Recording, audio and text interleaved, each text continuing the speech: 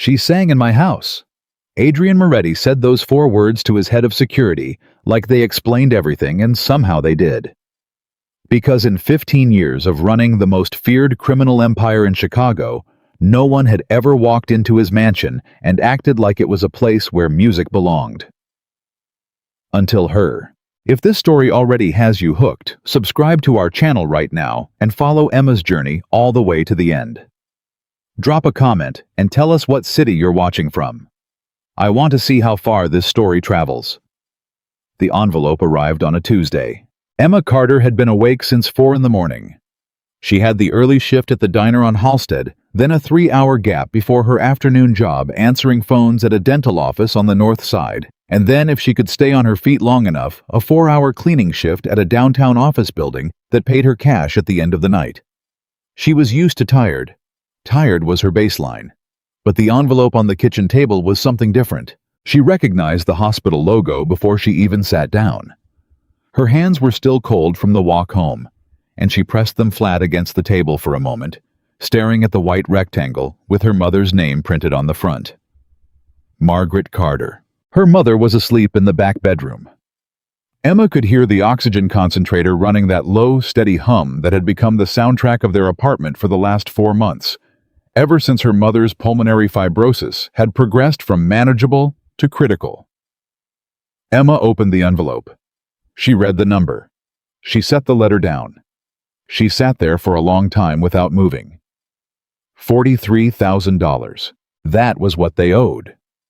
That was what 4 months of specialist appointments, emergency room visits, 2 hospitalizations, and the monthly medication that was the only thing slowing her mother's lung deterioration had cost them. $43,000, and the hospital was now formally requesting a payment plan arrangement, or they would begin collection proceedings. Emma made on a good month $2,200. She picked the letter up again, folded it carefully, and put it in the drawer where she kept all the other hospital bills. The drawer was almost full. She went to the bathroom, turned on the cold water, and pressed both hands against her face. She did not cry. She had stopped allowing herself that particular luxury sometime around month 2, when she realized that crying took energy she needed for other things. She dried her hands, went to the kitchen, and started making her mother's breakfast. Margaret Carter woke up at 7 the way she always did, and Emma listened to the slow shuffle of feet and the long pause while her mother waited for her breathing to settle before walking to the kitchen. "You look tired," her mother said. "I'm fine." Emma. "I'm fine, Mom. Sit down." Margaret sat. She was 61 years old and had spent 30 of those years cleaning other people's homes with a precision and dignity that her daughter had always admired. She was a small woman, compact and careful with gray, coming in at her temples and hands that were still strong even though her lungs were failing her. She watched Emma pour her tea with the particular expression mothers develop over decades of watching their children carry things they don't want to talk about. "Another bill," Margaret said. It wasn't a question. Emma put the tea in front of her. "Don't worry about it. It's my bill. It's our bill, and I'm handling it." "Emma, I've been lying in that bedroom listening to you leave at 4 in the morning and come back after midnight for 3 months. You're handling too much. You can't keep—" "I got it, Mom." Emma's voice was gentle but firm. "I just need a little more time." Margaret looked at her daughter for a long moment. Then she looked down at her tea. "There might be something," she said quietly. Emma turned from the stove. "What?" "Mrs. Donovan called me last week. You remember Mrs. Donovan? She coordinates the domestic staff placement. She was trying to reach me about a position that opened up." Margaret paused, her hands wrapped around her mug. "I didn't mention it because I didn't think it was suitable." "What position?" Her mother didn't answer immediately. "Mom, what position?" "The Moretti estate." The kitchen went quiet, except for the hum of the concentrator down the hall. Emma knew that name. Everyone in Chicago knew that name. The Moretti family had been a fixture of Chicago's underground economy for 3 generations. They operated behind a facade of legitimate businesses, real estate, private security import and export, but everyone with any street sense knew what the real foundation was: Adrian Moretti had taken over the family at 32, 6 years earlier after his father's health collapsed. He was known in the way that powerful men with dangerous reputations are known not through direct contact, but through a steady accumulation of stories. He had settled a territorial dispute that should have started a war without a single meeting. He had bought an entire city block in the South Loop and demolished it overnight, and no one had been able to explain why. 3 years ago, a city alderman had publicly threatened to investigate his construction permits, and the alderman had quietly withdrawn from politics 6 weeks later and moved to Florida. Nobody asked questions. Adrian Moretti was not someone you sought out. They pay 3 times market rate. Margaret said, not looking at Emma. Live-in preferred, but not required. Benefits included. The position opened up because Mrs. Hayward, she was my contact there, retired last month. 40 years she worked for that family. She was the one who hired me when I had that contract there 15 years ago, back when his father was still running things. You worked there. Emma had not known this. For 8 months, before you were old enough to remember. Margaret set down her mug. It's not a bad house to work in. It's strict. They have rules. You keep your head down, and you do your job, and you don't ask questions, and they pay you very well, and they treat you with a certain kind of respect. She paused. It's not what I would choose for you. But, her mother finally looked up. But the salary would cover the hospital bills in 8 months, maybe 6 if you're careful. Emma leaned against the counter and crossed her arms. I can handle it, she said. Emma. Mom, I'm 24 years old. I've been working since I was 15. I can handle cleaning a house even if it belongs to someone with a complicated reputation. She kept her voice even. Call Mrs. Donovan back. Tell her I'm interested. Margaret looked at her for a long moment. Something moved through her expression, pride and fear and a kind of helpless love.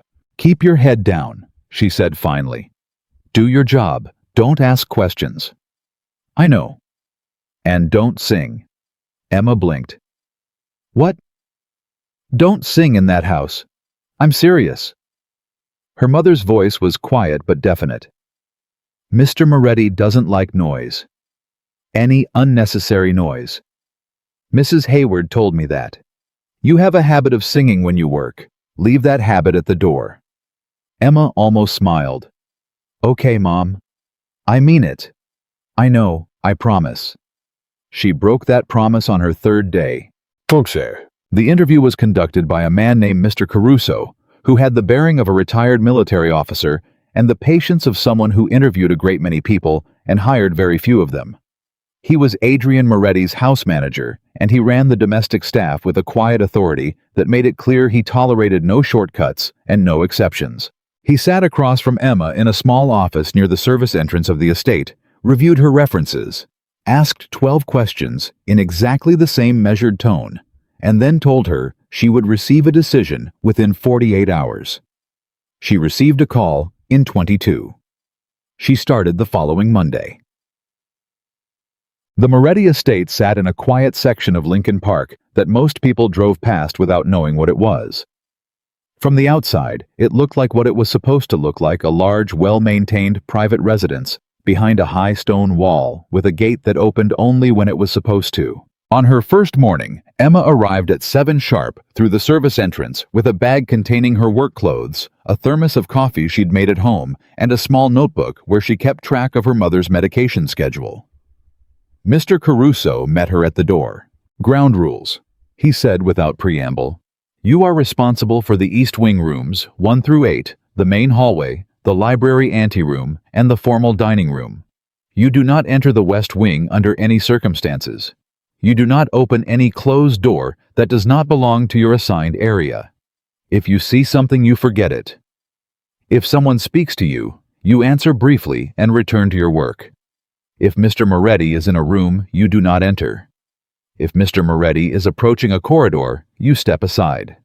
Clear. Clear. His schedule is irregular. He may be home, he may not. On days he is present, the volume in the house is reduced. No radio. No phone calls taken on the main floor. Voices at a professional level at all times. Understood. Any questions? Just one. Where does the linen closet keep the extra floor cloths? Something moved very briefly at the corner of Mr. Caruso's mouth. Not quite a smile.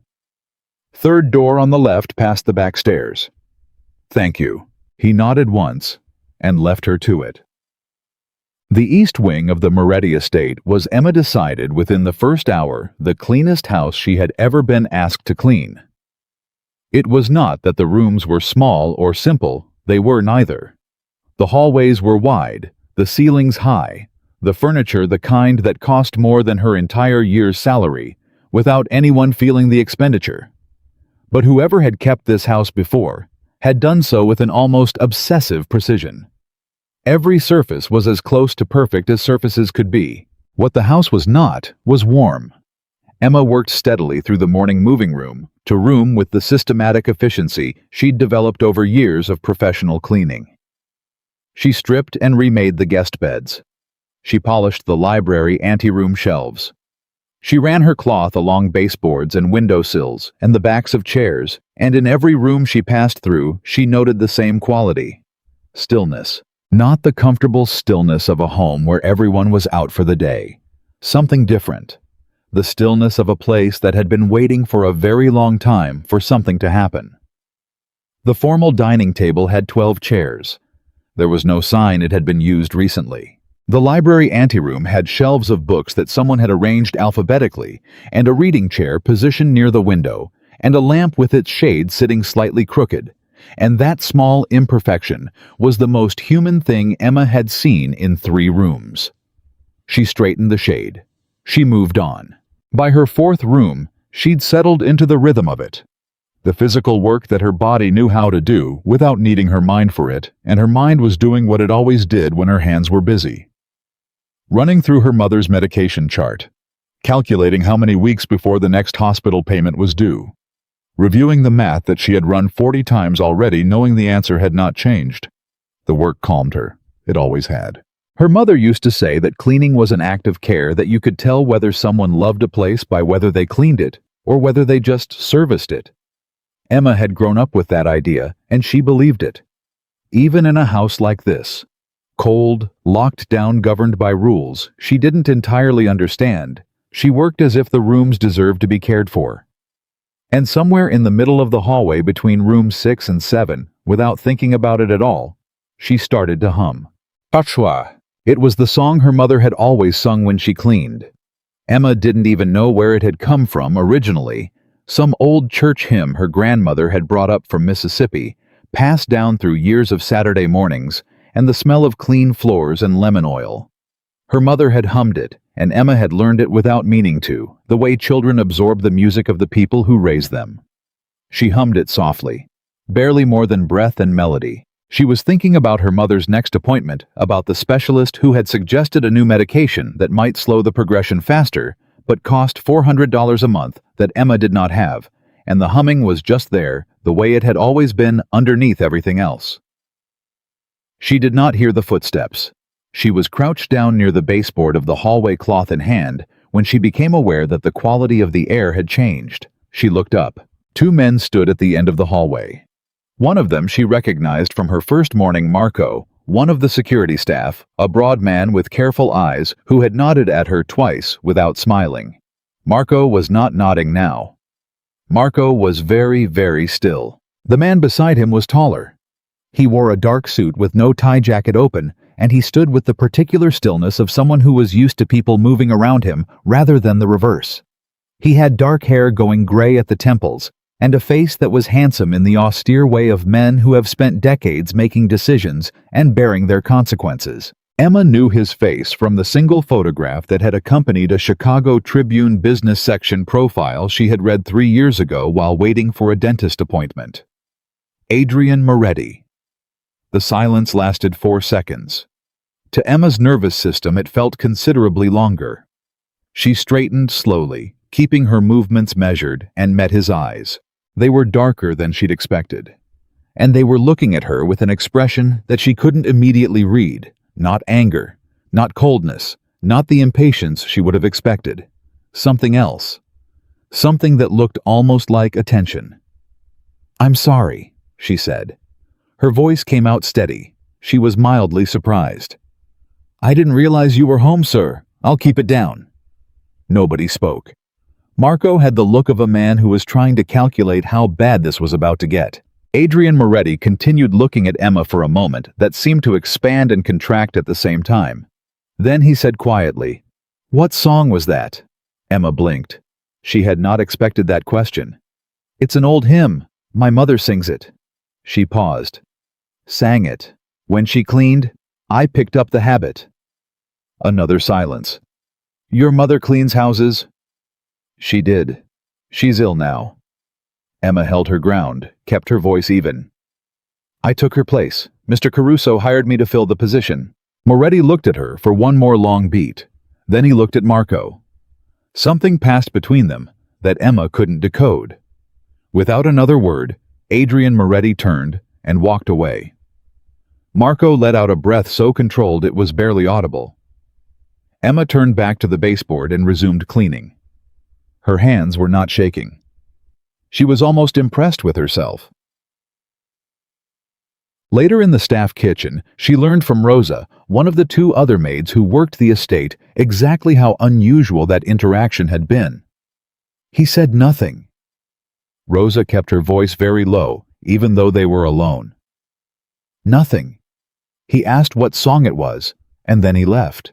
Rosa stared at her. Rosa was 52, had worked the estate for 11 years, and had the air of someone who had survived enough surprises to have stopped being surprised by most things.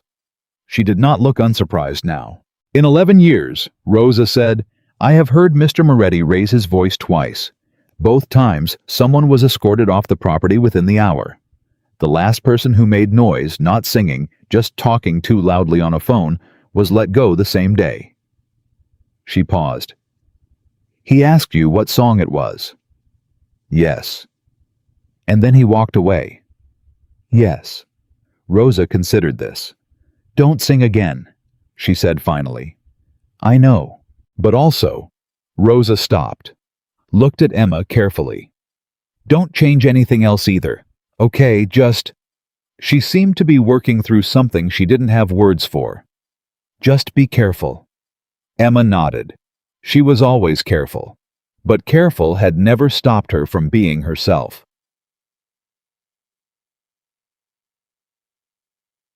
3 days later, Emma found the kitchen. Not found in the sense that she hadn't known it was there. She'd seen it on her first walk through a large professional-grade space that could have served a restaurant. What she found on her fourth morning was that it was never used. She discovered this by accident when she arrived early and cut through the kitchen to reach the service stairs and noticed that the refrigerator had exactly 4 items in it: a carton of juice, a container of what appeared to be 3-day-old takeout, 2 bottles of water, and a single apple that was past its best. She stood there for a moment. Then she went and found Rosa.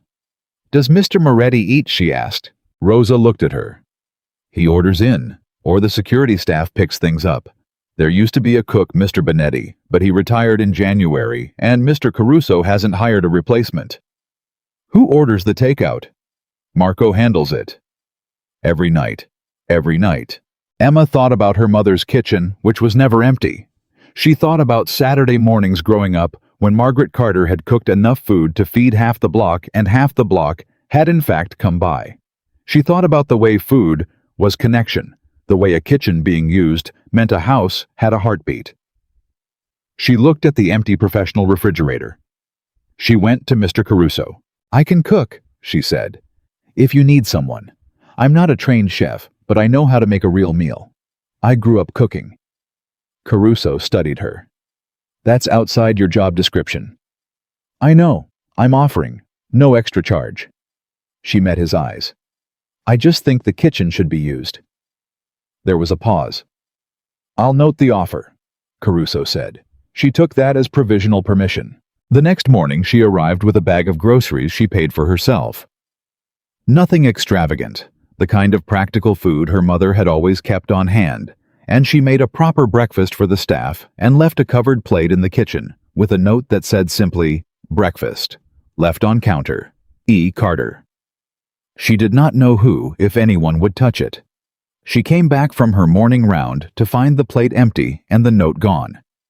She didn't say anything to anyone about it. She just made breakfast again the following morning. By the end of her first week, Emma had a clear picture of the emotional landscape of the Moretti estate. It was a place that operated at the temperature of controlled anxiety. Everyone did their job precisely. Everyone followed the rules. No one made unnecessary movement or unnecessary sound or unnecessary connection.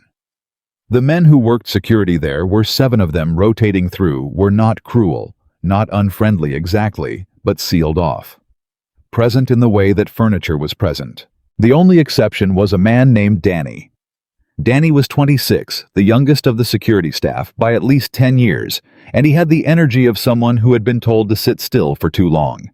He was not reckless. He was too professional for that.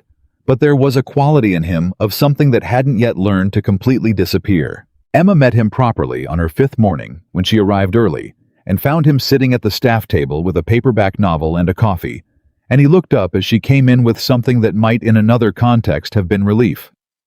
"Morning," he said. "Morning." She set down her bag. "What are you reading?" He held it up. A Western novel, battered and well-handled. "Good," she asked. "For the 3rd time, so yeah." Emma smiled. She started unpacking her groceries for the morning breakfast prep. "You're the one who's been leaving the food," Danny said. "Guilty." "Marco ate half of yesterday's quiche standing over the sink. He didn't know I saw him."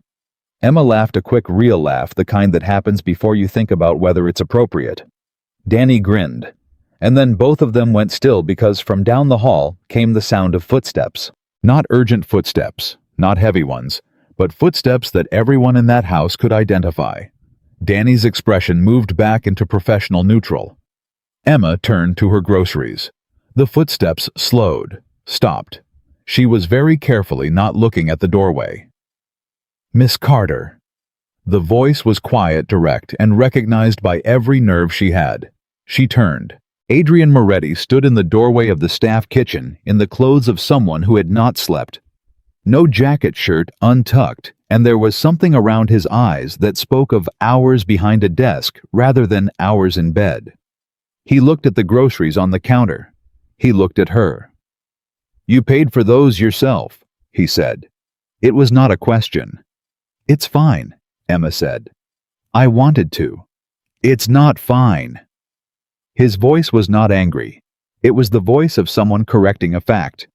Caruso. Emma was not sure when Mr. Caruso had appeared behind Moretti in the doorway, but there he was.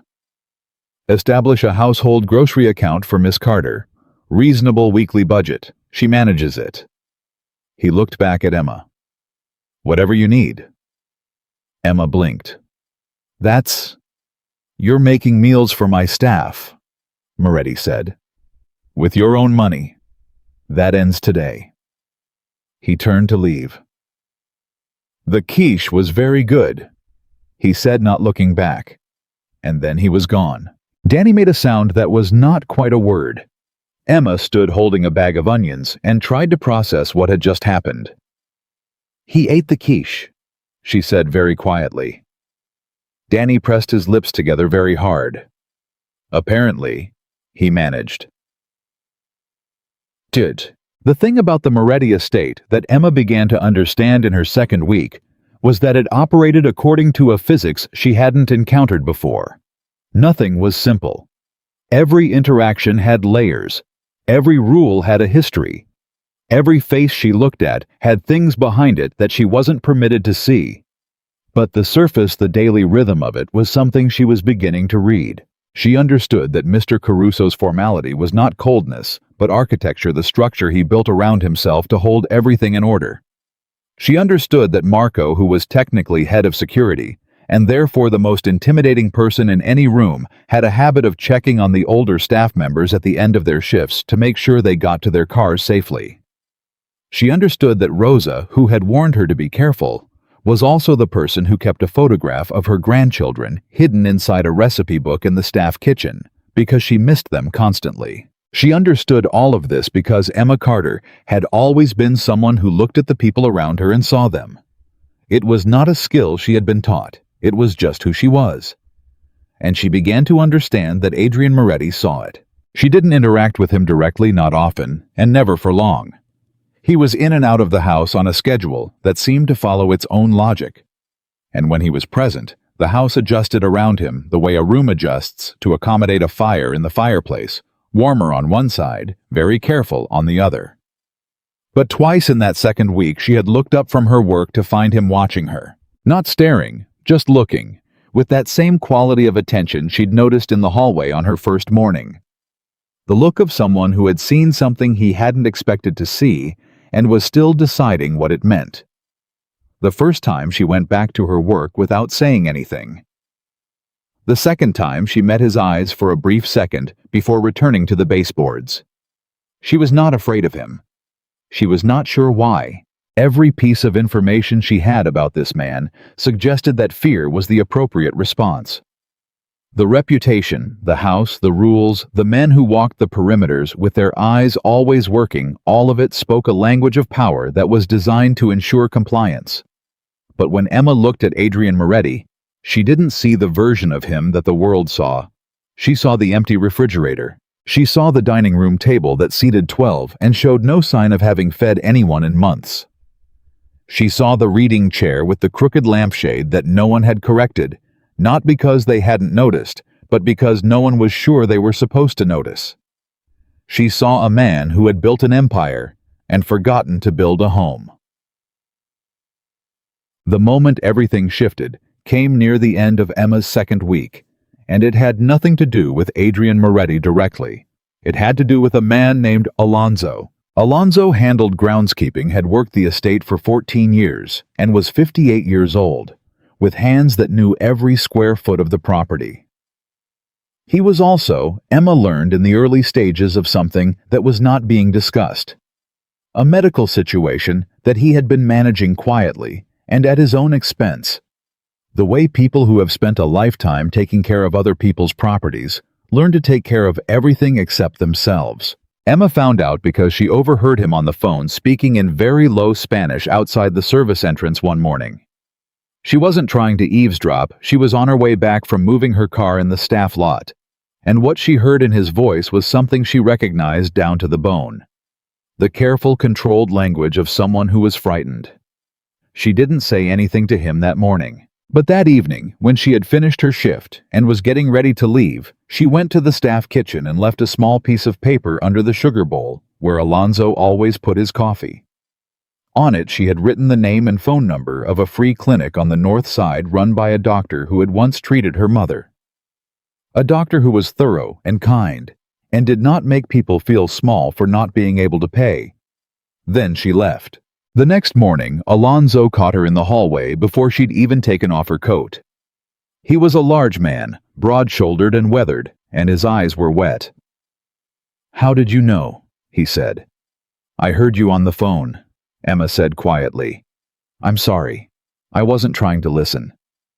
He shook his head, pressed his lips together. "My sister had a similar situation," Emma said.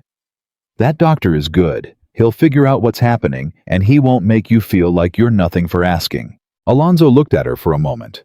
Then he put his hand on her shoulder briefly, gently, the way a person does when words aren't quite enough. "Thank you, mija," he said. She didn't know that Adrian Moretti had come around the corner at the beginning of that exchange, or that he had stopped and stood very still and listened to the whole thing. She found out later from Danny, who had been there. "He didn't move for a long time," Danny told her quietly in the staff kitchen later that week. "After you went back inside, he just stood there." "Why are you telling me this?" Emma asked. Danny looked at her with the expression of someone who had worked in that house long enough to know that certain things were significant, even when you couldn't say precisely why. "Because I've worked here for 3 years," he said, "and I have never seen that man stop in the middle of a corridor and stand still for no reason." Emma was quiet for a moment. Then she said, "He's not a bad person, is he?" Danny considered the question seriously.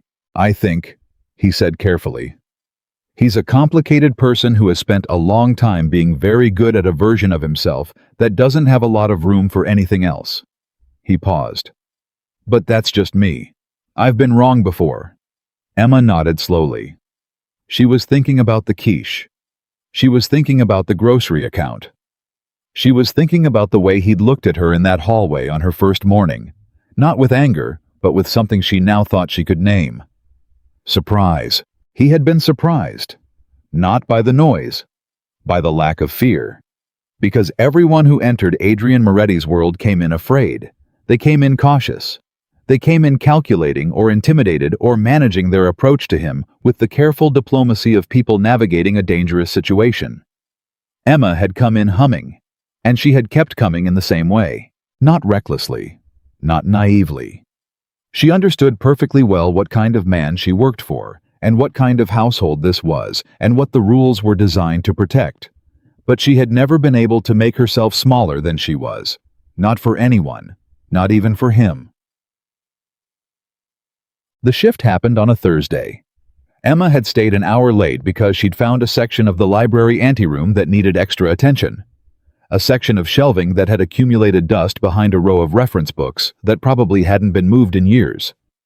She was nearly done when she heard footsteps stop outside the partially open door. She kept working. "Miss Carter." She looked up. Adrian Moretti stood in the doorway, not passing through, not checking on something in the room. Just there. "Mr. Moretti? You're working late.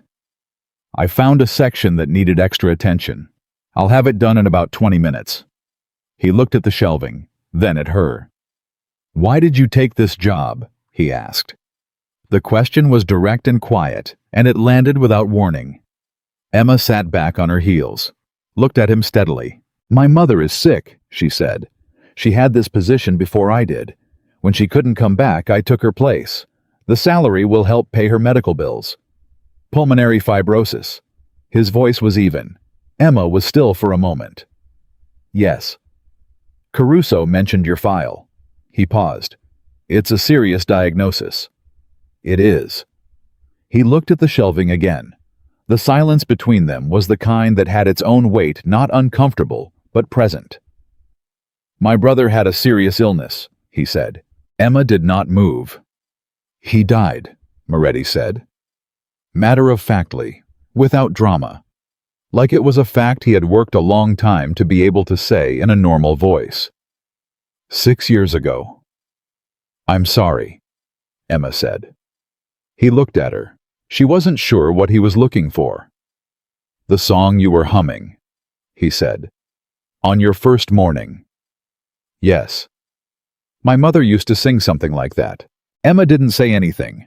She understood that this was not an invitation to respond.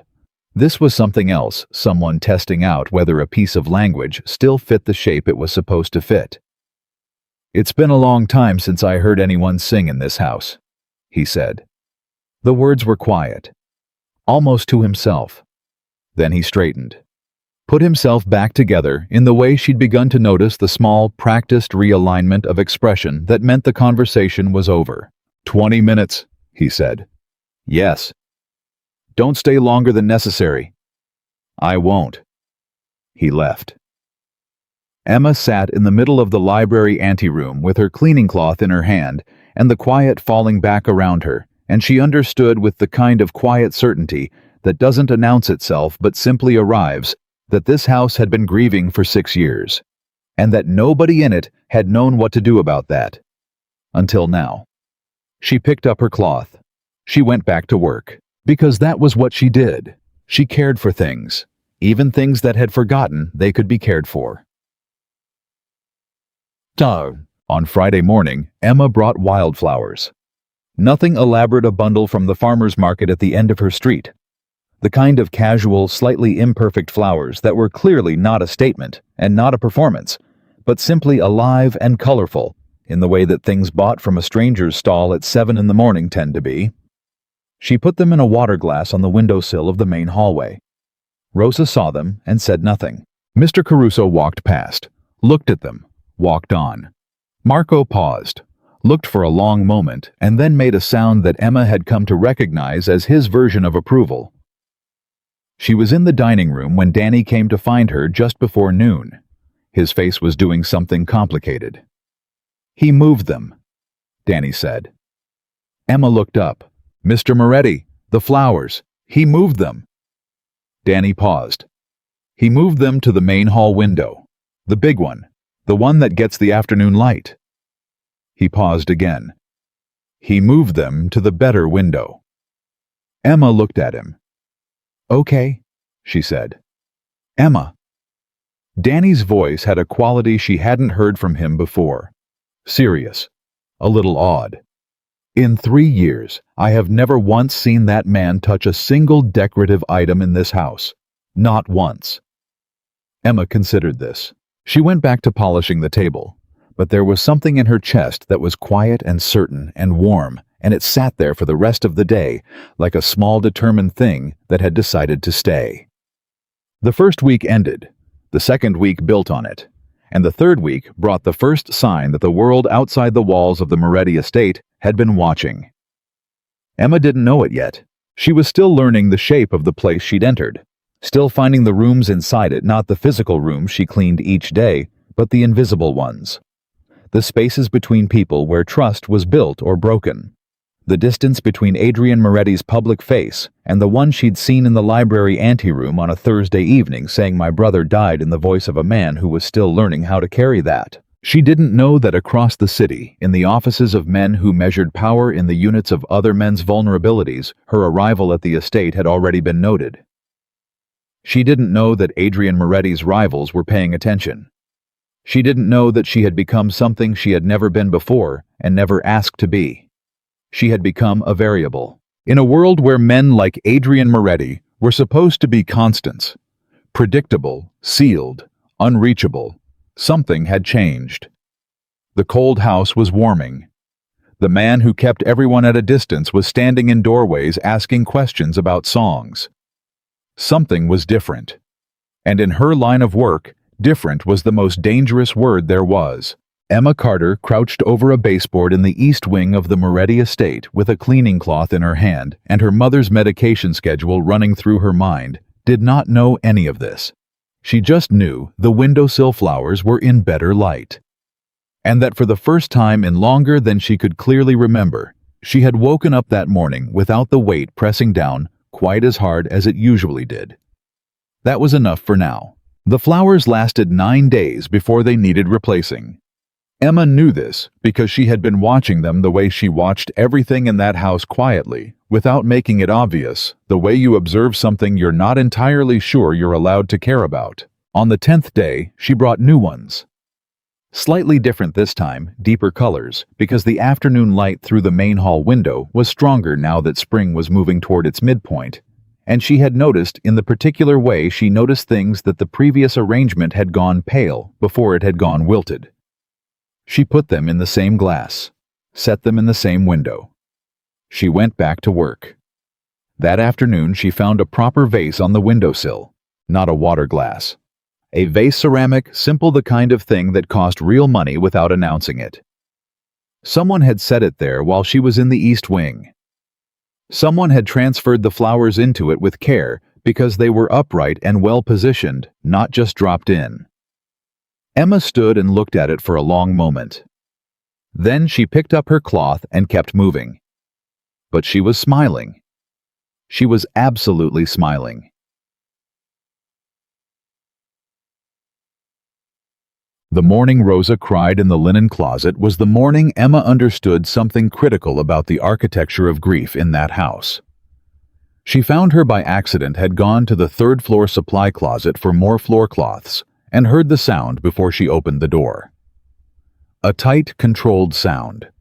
The kind of crying that someone does when they have become expert at doing it silently. Emma pushed the door open. Rosa was sitting on an overturned bucket with a folded piece of paper in her hands, and she looked up when Emma entered with the expression of someone who had been caught doing something they weren't sure was permitted. "Rosa." "I'm fine." Rosa folded the paper again, tucked it into her pocket, stood up. "I'm fine. Ignore this." "Okay," Emma said. She did not leave. Rosa looked at her.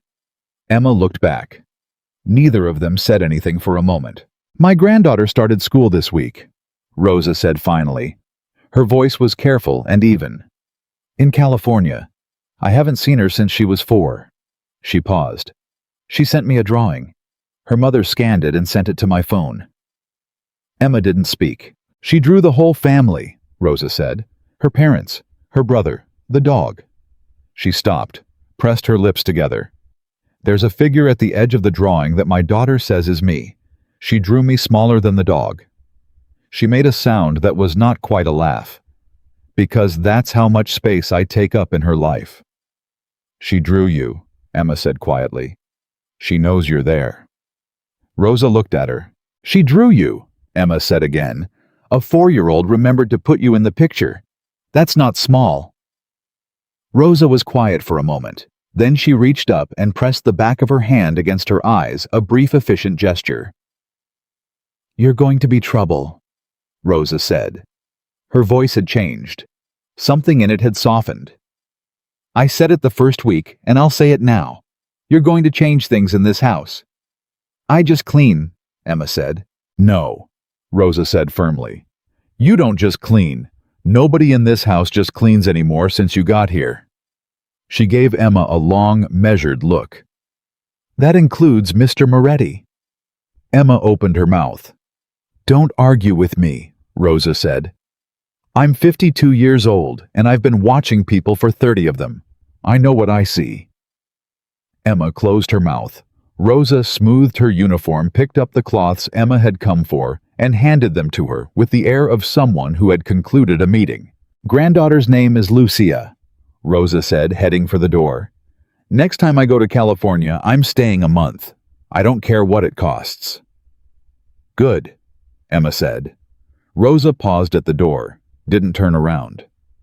The vase was his idea, she said, in case you were wondering. Then she was gone.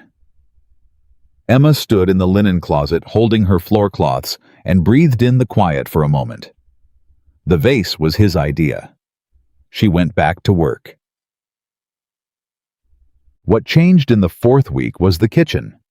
Not because Emma decided to change it. She had been making breakfast for the staff since her 2nd day, and the household grocery account Moretti had authorized meant she could do it properly, with ingredients that were fresh and varied, and chosen with the kind of attention she brought to everything. That part had become routine accepted, woven into the rhythm of the mornings. What changed was lunch.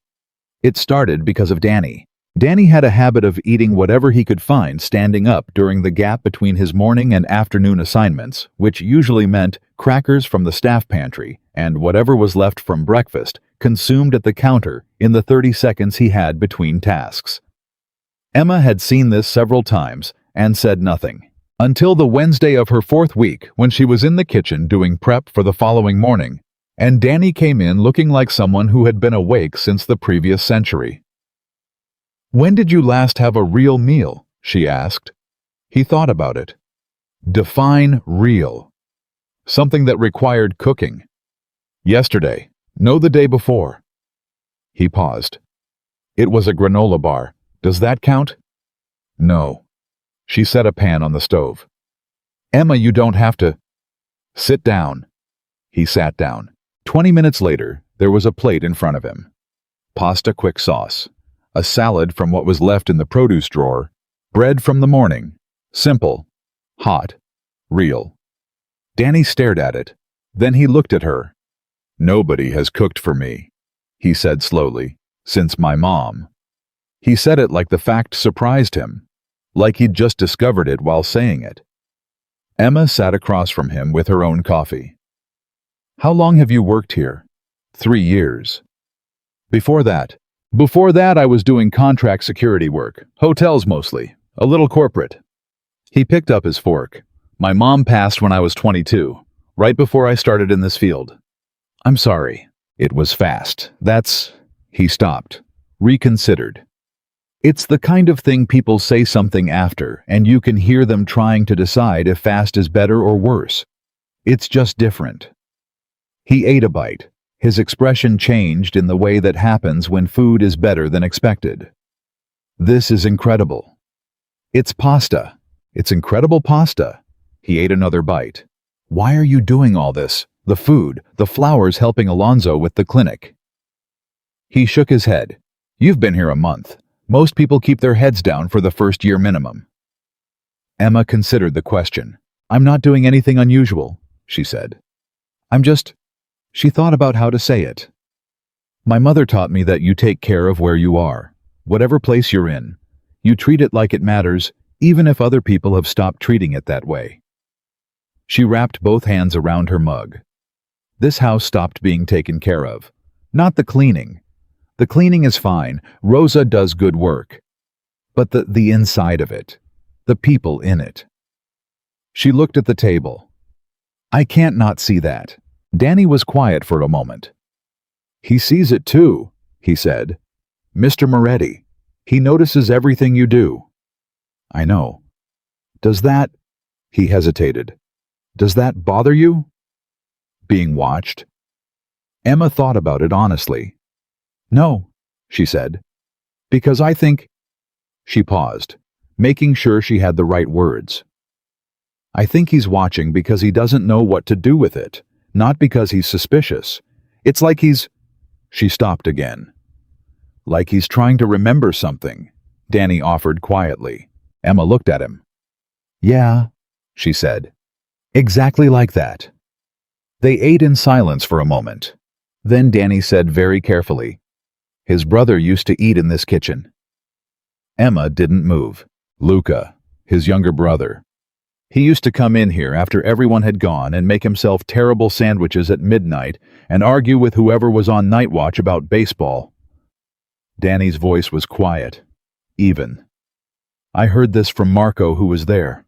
Luca was, from what Marco says, the kind of person who made whatever room he was in feel like it was more alive. He paused.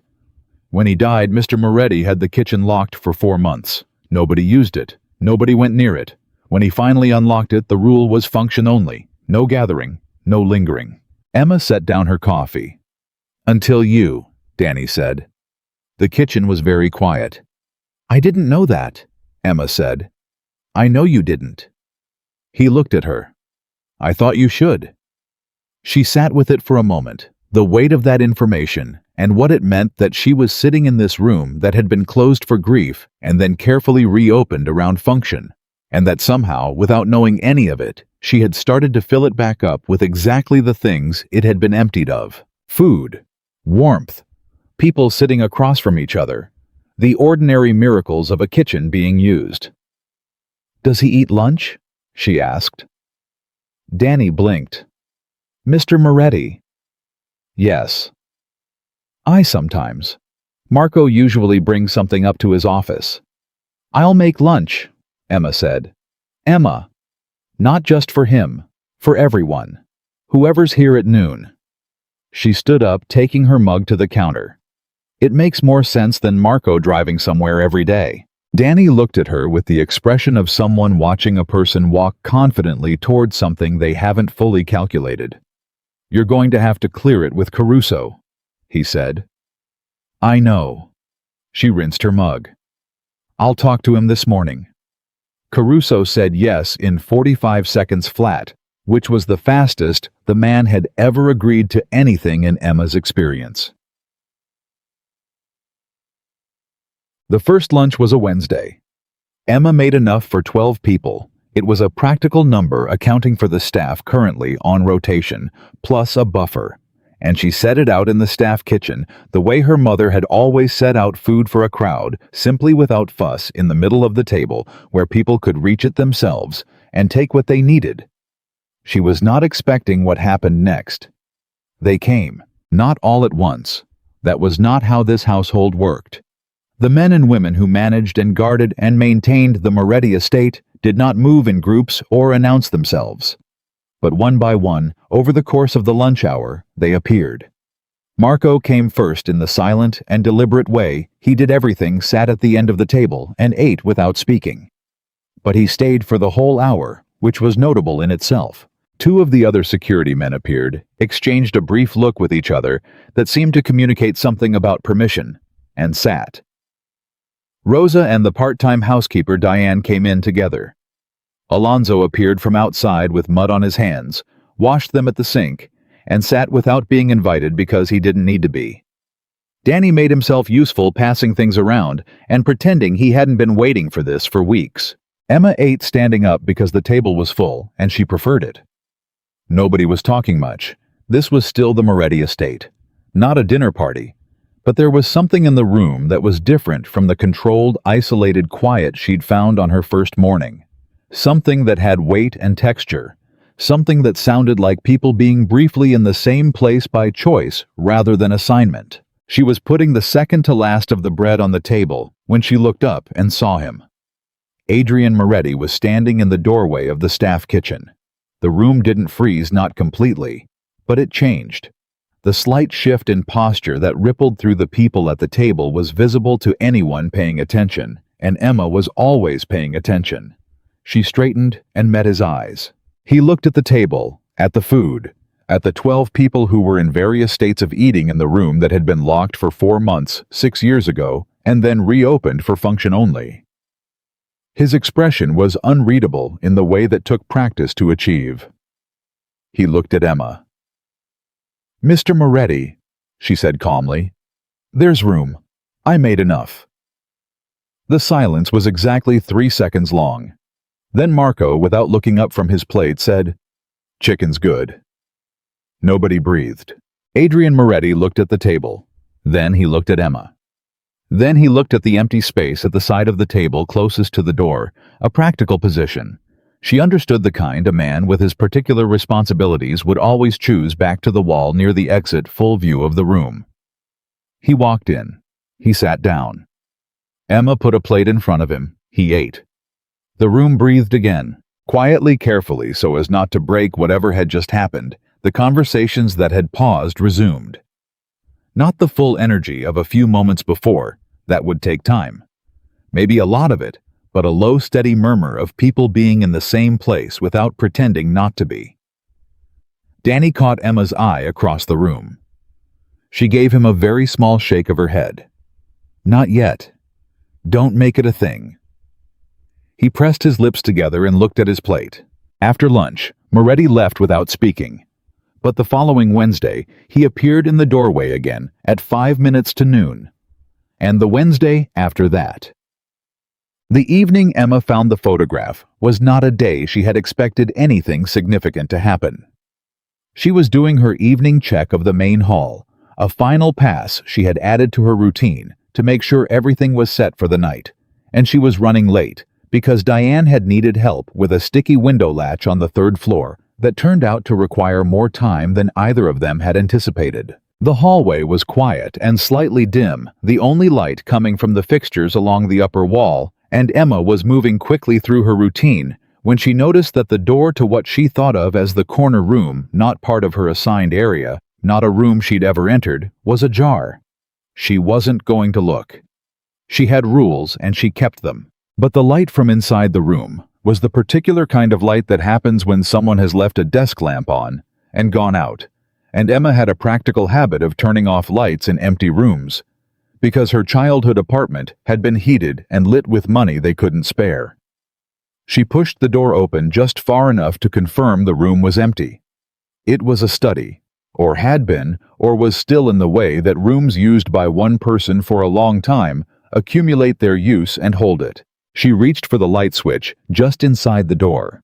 She didn't find the switch immediately, and in looking for it, she caught sight at the edge of her peripheral vision of something on the desk. A photograph. 2 men. One clearly.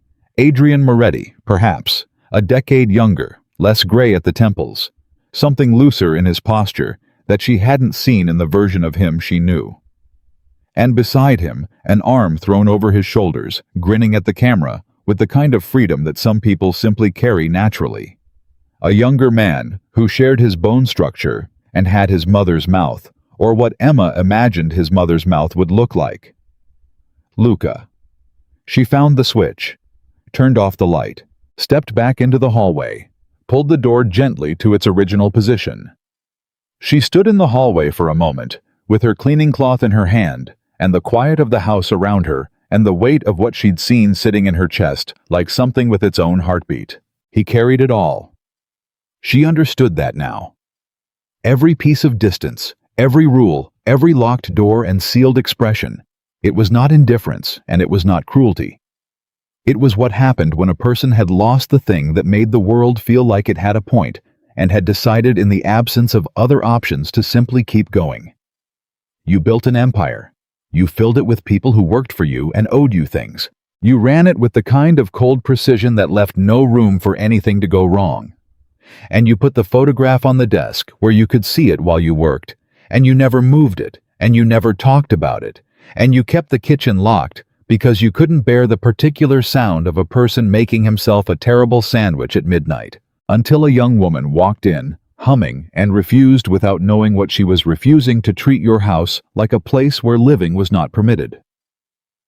Emma went home that night and sat in the kitchen while her mother slept and did not open the hospital bill drawer because she already knew what was in it. She sat with her tea and the steady hum of the concentrator down the hall and thought about two brothers in a photograph, one of them still carrying the other in the only way he had left. She thought about her mother. She thought about what she would do if the sound of that concentrator ever stopped. She understood with a completeness that surprised her something she hadn't fully understood before. She understood why the house was quiet. The conversation happened on a Friday evening, and Emma would mark it later as the moment the dynamic shifted from something unspoken into something that had been acknowledged, even if neither of them said exactly what they were acknowledging. She was replacing the vase flowers she'd established a loose rhythm of twice a week now, and the household grocery account covered it, and nobody had told her to stop when she heard him come into the main hall behind her. "You do that yourself," he said. "I do." She didn't turn around yet, finished positioning the stems. "Every time." "Twice a week, roughly." "Why that frequency?" She turned around. He was standing a few feet back, jacket on, which meant he was going out, but he wasn't moving toward the door. "Because that's how long they stay good," she said. "If you change them too often, you spend money, and you're always replacing things before they've done what they're there to do. If you wait too long, they go past their peak." She looked at the arrangement. "There's a window, 2-3 days on either side of the middle. That's when they're the best version of themselves." He looked at the flowers, then at her. "Your mother taught you that?" he asked. "She taught me most things. How is she?" The question was direct and quiet, the same way all his questions were direct and quiet. And Emma felt it land the way a question does when it is asked by someone who is actually interested in the answer. "She's having a better month," Emma said honestly. "The new medication the specialist recommended, we were able to start it. It seems to be helping." Something moved through his expression, very brief. "Good," he said. Emma looked at him, measured her next words. "You paid for it," she said. He was still. "I don't know how else to say it. The salary you pay me made it possible. I want you to know that." She held his gaze. "I don't think people tell you enough when something you've done matters. So I'm telling you." The quality of the silence that followed was different from the silences she'd experienced with him before. Those had been him processing or deciding. This was him receiving something that he did not quite know what to do with. "That's your salary," he said. "That's not—" "I know, but it matters to me that you know what it does." She kept her voice even. "My mother is breathing better because I'm able to pay for medication that works. That's because of the position you gave me. That matters." He looked at her for a long moment. "Your mother raised someone remarkable," he said finally. Emma blinked. It was not what she had expected him to say. "She raised me," Emma said. "I don't know about remarkable." "I do." His voice was quiet and certain. "I've watched you for 6 weeks. You've changed this house without ever trying to change it. That is—" He stopped, looked at the vase. "That's not nothing." Emma didn't speak. She wasn't sure there was anything to say. "You're not afraid of me," he said. "No. That's unusual." "I know. Most people who know what I do—" "I know what you do," Emma said, and her voice was gentle but direct. "I've known from the beginning. It doesn't—" She searched for honesty. What I see when I look at you is not what other people see. I'm not saying they're wrong about what's there. I'm saying that's not all of what's there." He held very still. "What do you see?" he asked. The question came out quieter than the others. Something underneath it that was not quite vulnerability, but was its closest neighbor. Emma thought about the empty refrigerator, the locked kitchen, the photograph on the desk, the crooked lampshade that nobody had touched for years until she straightened it on her first morning. "Someone who built something very large," she said, "and has been living in it alone for a very long time." The silence lasted long enough that Emma counted it. Then Adrian Moretti straightened his jacket. "I have a meeting," he said. "I know. I'll lock up." He nodded once and moved toward the door. At the door, he stopped, did not turn around. "The flowers look better this week," he said. "The darker colors." Then he left. Emma stood alone in the main hall with the flowers in their good light and her heart doing something quiet and persistent that she did not examine too closely. She picked up her bag. She went home to her mother. The 7th week brought Caruso to her office. Not her office. She didn't have one, but the corner of the staff kitchen where she had developed a habit of doing her supply ordering between 9 and 10 in the morning, and he stood in the doorway with the bearing of someone who had something important to say and was deciding exactly how to say it. "Miss Carter," he said. "Mr. Caruso." She looked up. "Sit down." He almost looked surprised. He sat. "I want to speak to you plainly," he said. "Please." He was quiet for a moment. Then, "You have changed the functioning of this house in ways that I did not anticipate when I hired you." Emma waited. "I anticipated you would be competent.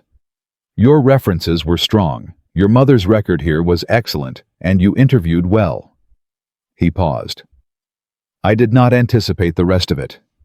The food, among other things. I can cut back if... I'm not asking you to cut back." His voice was firm. "I'm telling you that you have done something that 14 years of careful management could not do, and I want to make sure you understand what that means in terms of..." He stopped. "In terms of attention." Emma looked at him carefully. "What kind of attention?" she asked. "The house runs differently than it did 2 months ago. The staff is," he chose his words, "more present, more effective actually. Absenteeism is down. The men on security rotation are more communicative, which matters operationally." He paused. "Mr. Moretti is different.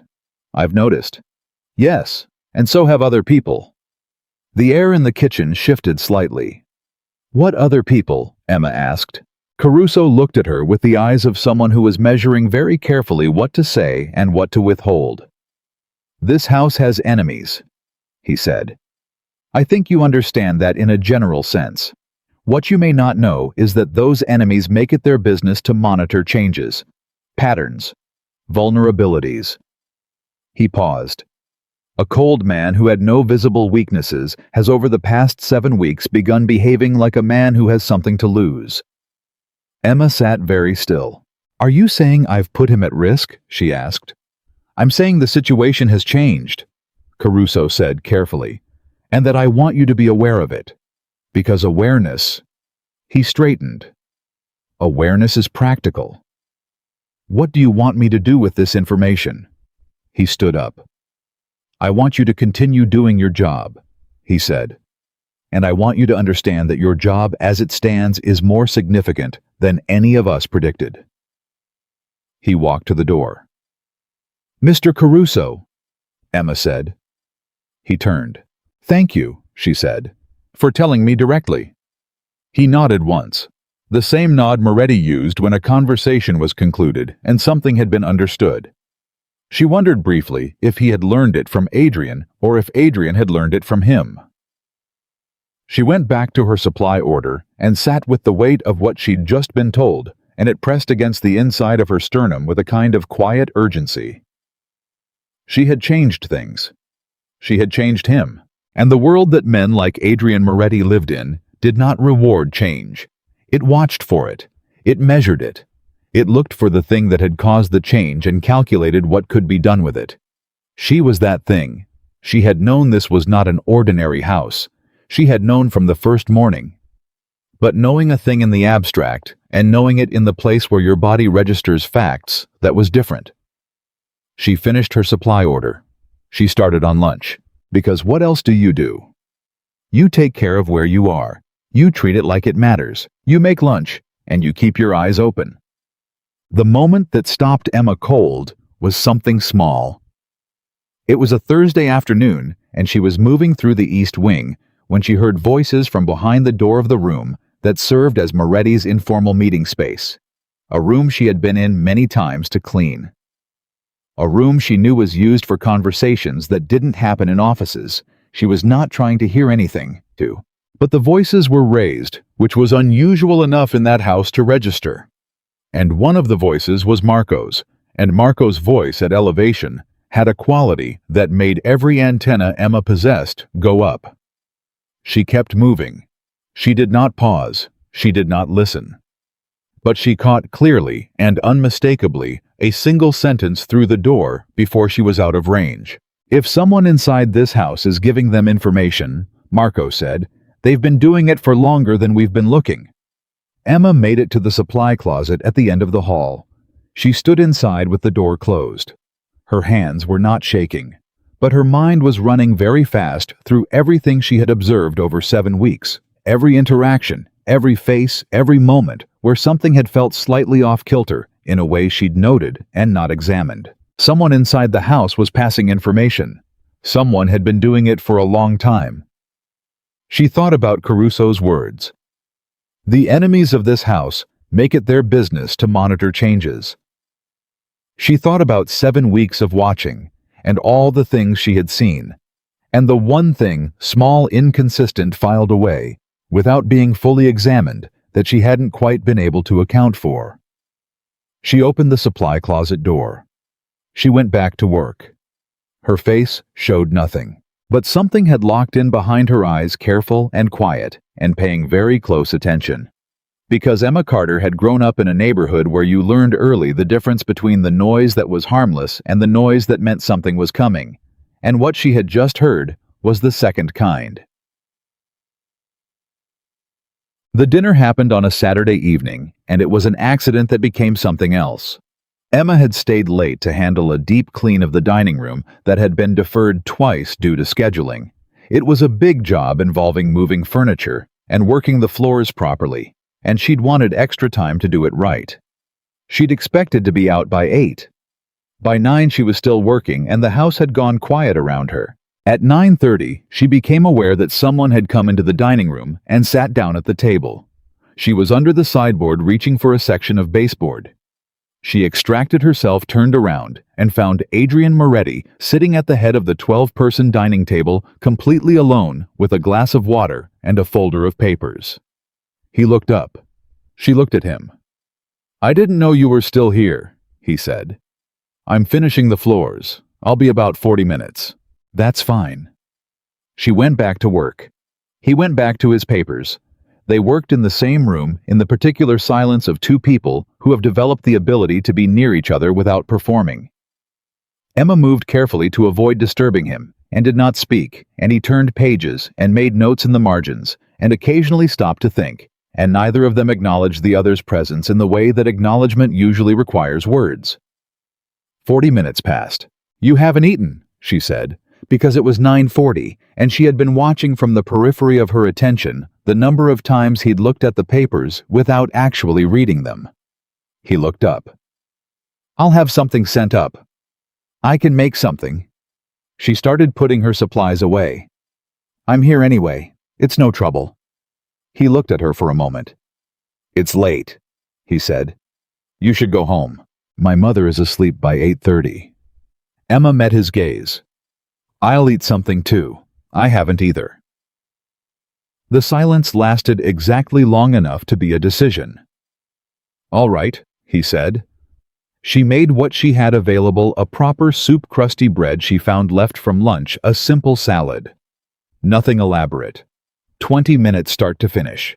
She set 2 places at the end of the dining table, the end near the kitchen door, because she understood the geography of how he needed to sit in a room. He came to the table without her having to call him. They ate, not in silence, not quite.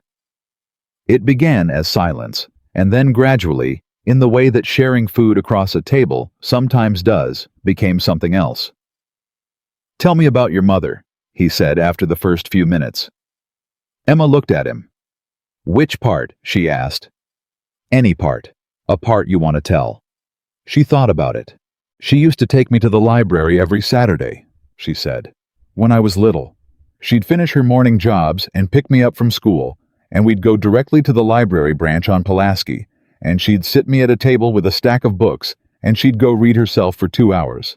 And then we'd walk home, and she'd quiz me on what I'd read." Emma smiled at her soup. She has this idea that a person who doesn't read is only working with one hand. You can still do the job, but you're not doing it as well as you could. She sounds formidable. She's the most capable person I've ever met. Emma looked up. She built her whole client base from nothing.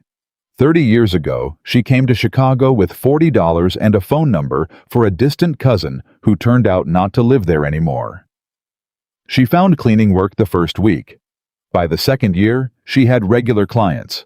By the 5th year, she had more work than she could take on by herself, and she was referring clients to friends. Emma paused.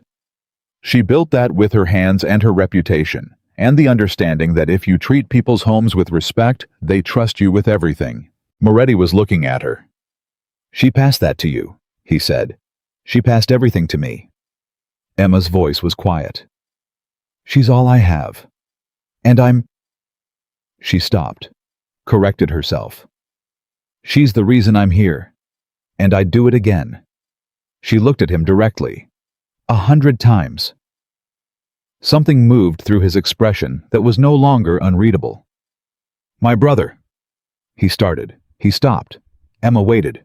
"Luca was 6 years younger than me," he said in the even voice of someone navigating a path they have walked before and still find difficult. "When I took over from my father, Luca was supposed to have a life that was different. I wanted him to have the options I didn't." He looked at the table. "He didn't want them. He wanted to be here. He used to say that family didn't divide into different kinds of life." A pause. "He was wrong about that. But he was also—" He stopped again. "Right about some things," Emma said gently. Moretti looked at her. "Yes," he said. "Right about some things." They finished eating. Emma cleared the table, washed what needed washing, and put things back the way they belonged. She heard him behind her, not leaving. She realized just standing in the doorway of the kitchen, watching her work with the look he'd been wearing since the beginning. She turned off the kitchen light. "Thank you," he said. His voice was quiet. "For dinner, for—" He seemed to be choosing again. "For making this feel like a house." Emma looked at him in the dim light from the hall. "It always was," she said. "It just needed to remember." She picked up her bag. She went home to her mother. And in the Moretti estate in the main hallway, the flowers stood in their good light, and the kitchen that had been locked for grief was clean and warm and ready for morning. And something that had been stopped was starting very quietly to move again. The envelope appeared on a Monday. Not a hospital bill this time, not anything Emma recognized. It was sitting on top of her bag in the staff locker room when she came back from her morning round, a plain white envelope with her name on the front, written in handwriting she did not recognize. No return address. No indication of where it had come from or how it had gotten there. She stood and looked at it for a moment. Then she opened it. Inside was a single card. No letterhead. 5 typed sentences. "Your mother's medical bills total $43,000. We can make that number disappear in 48 hours. Full payment, no strings, no contact with your family. All we need is 1 hour of your time. You'll hear from us soon." Emma read it twice. Then she folded it, put it in her coat pocket, and went back to work. Her hands did not shake, but her mind was running at a different speed than usual, and every face she passed in the next 2 hours got a slightly longer look than normal. Someone had been in the staff locker room. Someone who knew her name, her mother's diagnosis, and the exact total of the outstanding hospital debt, a number that was not public information, that lived in a drawer in her kitchen and in the files of the hospital's billing department. She thought about Caruso's words from the week before. The enemies of this house make it their business to monitor changes. She thought about Marco's voice behind the closed door. If someone inside this house is giving them information, they've been doing it for longer than we've been looking. She thought about the fact that whoever had left this envelope knew things about her life that she had never told anyone at the Moretti estate, except Adrian himself. She kept working. She did not tell anyone. Not yet. She needed to think. The call came 2 days later on a Wednesday evening when Emma was walking to her car after her shift. A number she didn't recognize. She almost didn't answer. But something, the same instinct that had made her straighten the lampshade on her first morning, the same antenna that had been quietly taking readings for weeks, told her to pick up. "Miss Carter." The voice was male. Older. The particular kind of smooth that takes decades to develop and usually indicates someone who has spent those decades getting exactly what he wants. "I hope you received my card." Emma kept walking, kept her voice even. "I did," she said. "Who is this?" "Someone who has a great deal of respect for your situation and would like to help." That's not an answer. A pause. Brief, appreciative. "You're direct. I like that." Another pause. "My name is Victor Romano. Perhaps you've heard of me." Emma had not heard of him, but she filed the name immediately in the part of her mind that kept track of things that mattered. "I haven't," she said. "That's all right. Adrian Moretti has." His voice stayed smooth, but something underneath it shifted very slightly, just enough for Emma to catch. "I'm going to be honest with you, Miss Carter, because I think you're someone who responds better to honesty than games." "What do you want?" "I want information." Simple, flat, unhesitating. Nothing dangerous, nothing that would hurt anyone. A look at one document in Adrian Moretti's office. An access code. Something very small for a very large sum of money. Emma had reached her car. She stopped walking but did not get in. "You want me to steal from him?" she said. "I want you to take a photograph of a single page of a single document," Romano said.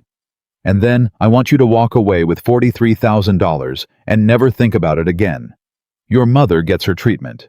You keep your job. Nobody gets hurt." The silence was Emma's. She used it. "I need time to think," she said. "Of course." Still smooth, still certain. 48 hours, Miss Carter. After that, my offer may not be available in the same form." A pause that was not quite a threat, but was its closest neighbor. "I hope you'll make the right choice for your family." The line went dead. Emma stood beside her car in the evening air with the phone in her hand and the weight of the last 4 minutes pressing down on every part of her at once. $43,000. Her mother's lungs doing a little better this month, but still failing. Still losing ground day by day in the incremental way that the doctor had explained to Emma, twice speaking slowly and carefully, the way doctors do when they want to make sure you understand the math.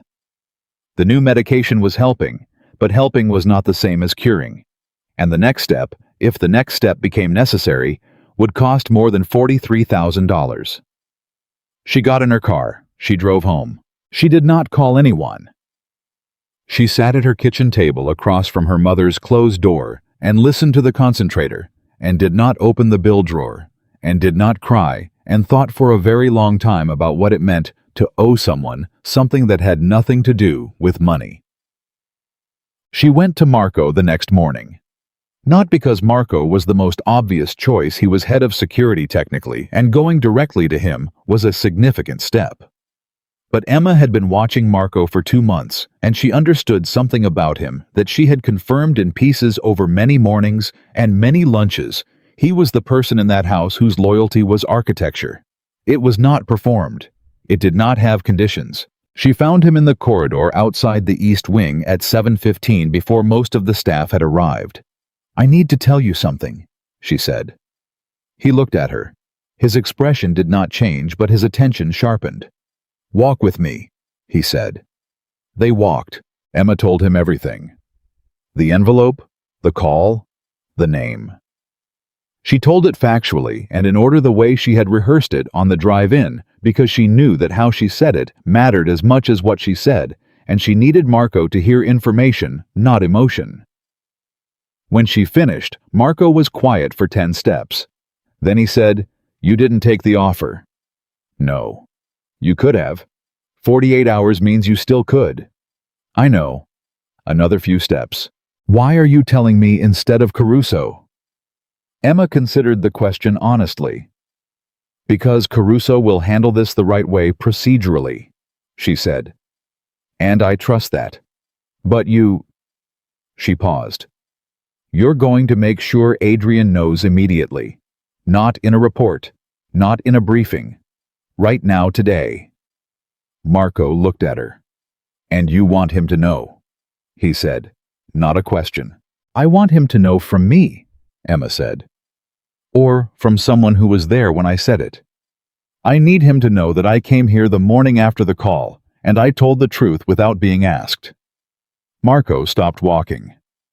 He was looking at her with an expression she hadn't seen on him before, not surprise exactly, but the particular quality of a man recalibrating something. "He's going to want to talk to you himself," Marco said. "I know." "It won't be comfortable." "I know." "He's going to ask you questions that assume—" "Marco." Emma's voice was quiet but firm. "I know. I've thought about all of it. I still want him to know." Marco studied her for a moment. Then he turned and changed direction without another word. Emma followed. Cheng. Adrian Moretti's office on the second floor was a room Emma had never entered. It was outside her assigned area, outside the geography of her daily movement, and she had respected that boundary with the same consistency she respected all the others. Walking in now felt like crossing into different territory. Not because the room itself was remarkable, she registered it in her peripheral vision as she came through the door. A large desk, bookshelves, windows facing the front of the property, but because of what it represented. The center of the thing she'd been circling for 2 months. Moretti was at his desk. He looked up when Marco came in, and then he saw Emma behind Marco, and his expression did what it had been doing less and less. Over the past weeks, it went still and careful, the mask back on with a speed that told her how automatic it still was. "Miss Carter," he said. "I have something to tell you," Emma said. "And I want to tell you myself, so there's no version of this that reaches you without my voice in it first." He looked at Marco. Marco gave a barely perceptible nod. Moretti gestured to the chair across from his desk. Emma sat. She told it the same way she'd told Marco factual ordered complete. She did not minimize anything, and she did not add anything. When she got to the part about what Romano was asking for, she watched Moretti's face and saw something happen behind it that was not visible on the surface, but was legible to her now, in the way that after 2 months his face had become legible. He was furious, not at her. She was certain of that, even before she finished speaking. The fury was directed somewhere else entirely inward, she thought, and outward toward Romano, and at the situation in which a man had used her mother's illness as leverage. She finished speaking. The office was quiet. "He knew the exact total of your hospital debt," Moretti said. "Yes." "That information is not public." "No. Someone gave it to him." His voice was very controlled.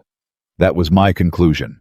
Moretti looked at Marco. Something passed between them that was fast and specific. "You didn't take the offer," Moretti said, turning back to Emma. "No."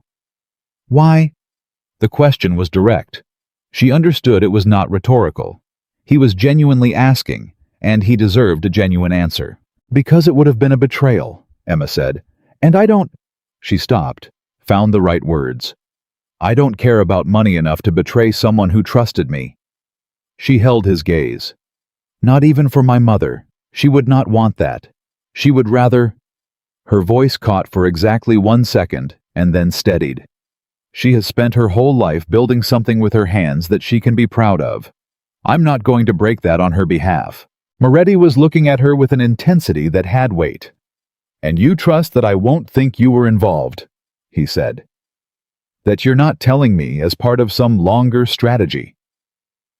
"I trust that you'll figure out the truth," Emma said quietly. "You're good at that. And the truth is what I've told you." The silence lasted a long time. Then Moretti said, "Marco." "Sir, I want everything on Victor Romano that we have. Current historical operational." He didn't look away from Emma. "And I want to know how he got access to private medical billing records for a member of my staff." "Already on it," Marco said and left. Emma started to stand. "Stay," Moretti said. She stopped. He was quiet for a moment. When he spoke, his voice had lost the controlled formality. "Are you afraid?" he asked. Emma thought about it. Of Romano. Of any of it. She was honest. "A little. Not of Romano specifically, I don't know enough about him yet to be afraid of him specifically. But of the," she considered, "of the space between what I know and what I don't. That part is uncomfortable. That's a reasonable reaction." "I know." He looked at her for a moment that had texture and weight. "I won't let anything happen to your mother," he said. It came out quiet and direct and entirely without performance. Emma absorbed that. "Mr. Moretti." "I mean it." His voice was steady. "Whatever Romano intended with this, whatever the next step of it is, your mother is not part of it. I'll make certain of that." Emma looked at him. She felt something she hadn't expected to feel in this office, which was the specific relief of someone who has been carrying something alone and has just for the first time put part of it down. "Thank you," she said. He nodded. She left. In the hallway outside his office, she stood still for a moment with her back against the wall and breathed. She had made the right choice. She was certain of that. What she was less certain of was how long certainty would be enough. The investigation moved fast. Emma could feel it without being told about it, the way the house changed temperature when something significant was happening. The security rotation shifted. Marco was on his phone more than usual. Two men she hadn't seen before appeared at the property perimeter. Caruso came to her mid-morning with the focused efficiency of someone who has just received a significant briefing. "You'll continue your normal schedule," he said. "Nothing changes in your routine.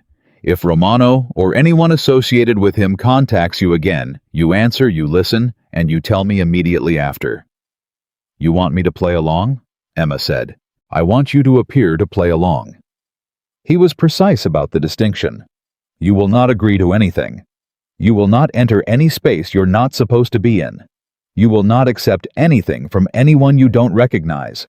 But appearing to still be considering his offer gives us information." Emma nodded. "All right." "Are you comfortable with that?" She thought about it seriously. "Yes." Caruso studied her. "Most people in your position would be afraid," he said, "or at minimum significantly rattled. I told you, I grew up in a neighborhood where you learn to read the difference between noise that's harmless and noise that isn't." She met his gaze. "This isn't harmless, I know that. But being afraid of it doesn't help me do anything useful." Something moved in Caruso's expression. A brief, controlled version of the thing Rosa had shown her in the linen closet, and Danny had shown her at the lunch table, and even Marco once when he'd passed the kitchen and seen 12 people eating together. Respect. "Your mother," he said, "must be extraordinary." "She is," Emma said simply. Romano called again on Friday. Emma answered on the second ring. "Miss Carter?" Same smooth voice, same air of certainty. "I hope you've had time to consider my offer." "I have," Emma said. She was in the staff kitchen. She had deliberately positioned herself where she could be seen from the hall, visible, normal, unremarkable. "I have some questions." "Of course." A slight shift in his voice. Pleased. He had expected her to need persuading. "The document you mentioned," Emma said. "Can you tell me more about what it is? I'm not going to do something without understanding what I'm handing over." Careful, girl, Romano said, something in his tone that was almost warm. Practical. I appreciate that. He paused. It's a financial record. Nothing more dramatic than that. A document that shows the flow of money through certain accounts. Not, he seemed to choose his next word carefully. Not the kind of thing that would hurt anyone directly, simply information. And the money, how would it be transferred? Directly to the hospital. Your mother's account cleared by Monday morning. A pause. I handle these things efficiently, Miss Carter. It's one of my better qualities. I'm going to need a few more days, Emma said. A longer pause. You have until Sunday, he said. I think that's more than fair. It is, Emma said. Thank you. She hung up. Danny was in the doorway. He had not been there when she started the call, which meant he had arrived during it and had the good sense not to move. Romano, he said quietly. Yes. He looked at her. You're going to give all of that to Marco. In about 4 minutes. Emma picked up her coffee. As soon as my hands stopped doing this. She held up one hand. It was very slightly trembling, not with fear, she thought, but with the sustained effort of speaking calmly to a dangerous man, while every nerve she had was at full alert. Danny crossed the room and sat down across from her. He didn't say anything. He just sat there, which was exactly the right thing to do. After 2 minutes, Emma set down her coffee and stood up. Thanks, she said. Any time, he said. She went to find Marco. What Marco found changed everything. Emma didn't hear all of it directly. She was not part of the inner operational circle and did not expect to be. But she was in the right place at the right time twice that week, and both times what she heard had the quality of things that were going to matter. The first time was Saturday morning, when she was in the hallway outside the second-floor meeting room, and Marco's voice was carrying more than it usually did. It's not new, Marco was saying. The access to her billing records, whoever pulled that, has been inside our financial network for at least 8 months. This isn't someone who moved when she arrived. This is someone who was already in place. She kept walking. The second time was Sunday afternoon in the staff kitchen when she came in and found Caruso and one of the men she didn't recognize the new ones from the perimeter, stopping a conversation the moment she entered. They resumed speaking after she'd gotten her coffee and stepped back out. But in the half-second gap before they resumed, she caught 3 words. Not from outside. She carried those 3 words home on Sunday evening and sat with them in the kitchen while her mother slept, and she turned them over and examined them from every angle. Not from outside. The information leak. The access to her personal financial records. The intelligence that Romano had about the internal changes in the Moretti household, the warming of the cold house, the shift in Adrian's behavior, the specific vulnerability of a young woman with a sick mother, and $43,000 in debt. Not from outside. Someone who was here. Someone who walked through the same hallways she walked through. Someone who ate at the same table she'd filled with food for 12 people on a Wednesday. Emma did not know who, but she was beginning to have a thought, not a certainty, not an accusation, something quieter and more uncomfortable. A pattern she had noticed and not examined. A face that appeared in the right places too consistently to be coincidence. She was not going to say it out loud until she was sure. She went to bed. She did not sleep much. Monday morning brought the confrontation she had not expected. Emma arrived at her usual hour and went directly to the staff kitchen for her morning prep, and she was halfway through it when she became aware that she was being watched from the doorway with a quality of attention that was different from the normal morning rhythms of the house. She turned. It was one of the senior security men, a man named Holt, who had been with the estate for 4 years, whose post put him in the East Wing every morning, whose schedule overlapped with hers in 5 specific locations throughout the day. The man she had been noticing. The pattern she had been too careful to name. Holt was looking at her with an expression she hadn't seen on him before and had seen on exactly one other person in her life, a man at the bus stop in her old neighborhood, who had wanted her to believe he was waiting for a bus when he was waiting for her. The expression of someone pretending to be somewhere natural when they are somewhere strategic. "Morning," Emma said. Her voice was entirely normal. "Morning." He came into the kitchen, poured himself a coffee, moved to the counter beside her with the easy familiarity of the long-employed. "Didn't hear you come in." "I was quiet," Emma said. "Early shift." "Same as always." She kept moving through her prep, kept her hands busy and her attention wide the way you do when you need to appear completely unconcerned while registering everything. He was standing slightly too close to the counter where she kept her bag. She had learned in the past 2 months to notice everything. "You get any interesting calls lately?" Holt asked. The question landed like a stone into still water. Emma continued slicing bread. "My mother called Thursday," she said. "She wanted to know if I could get the weekend off." "Could you?" "No." A pause. "Shame," Holt said. He took his coffee and left. Emma set down the bread knife. She stood at the counter for 15 seconds. Then she went to find Marco. She found him in the East Wing corridor, exactly where he should have been, and she was aware when she walked toward him that she was walking toward a series of consequences she could not fully see from where she was standing, and she was walking toward them anyway, because the alternative was to become someone who sees things and says nothing, and that was not who her mother had raised. "I need to tell you something," she said when she reached him. He looked at her face. Whatever he read there made him close the distance between them and lower his voice. "Tell me." She told him about Holt.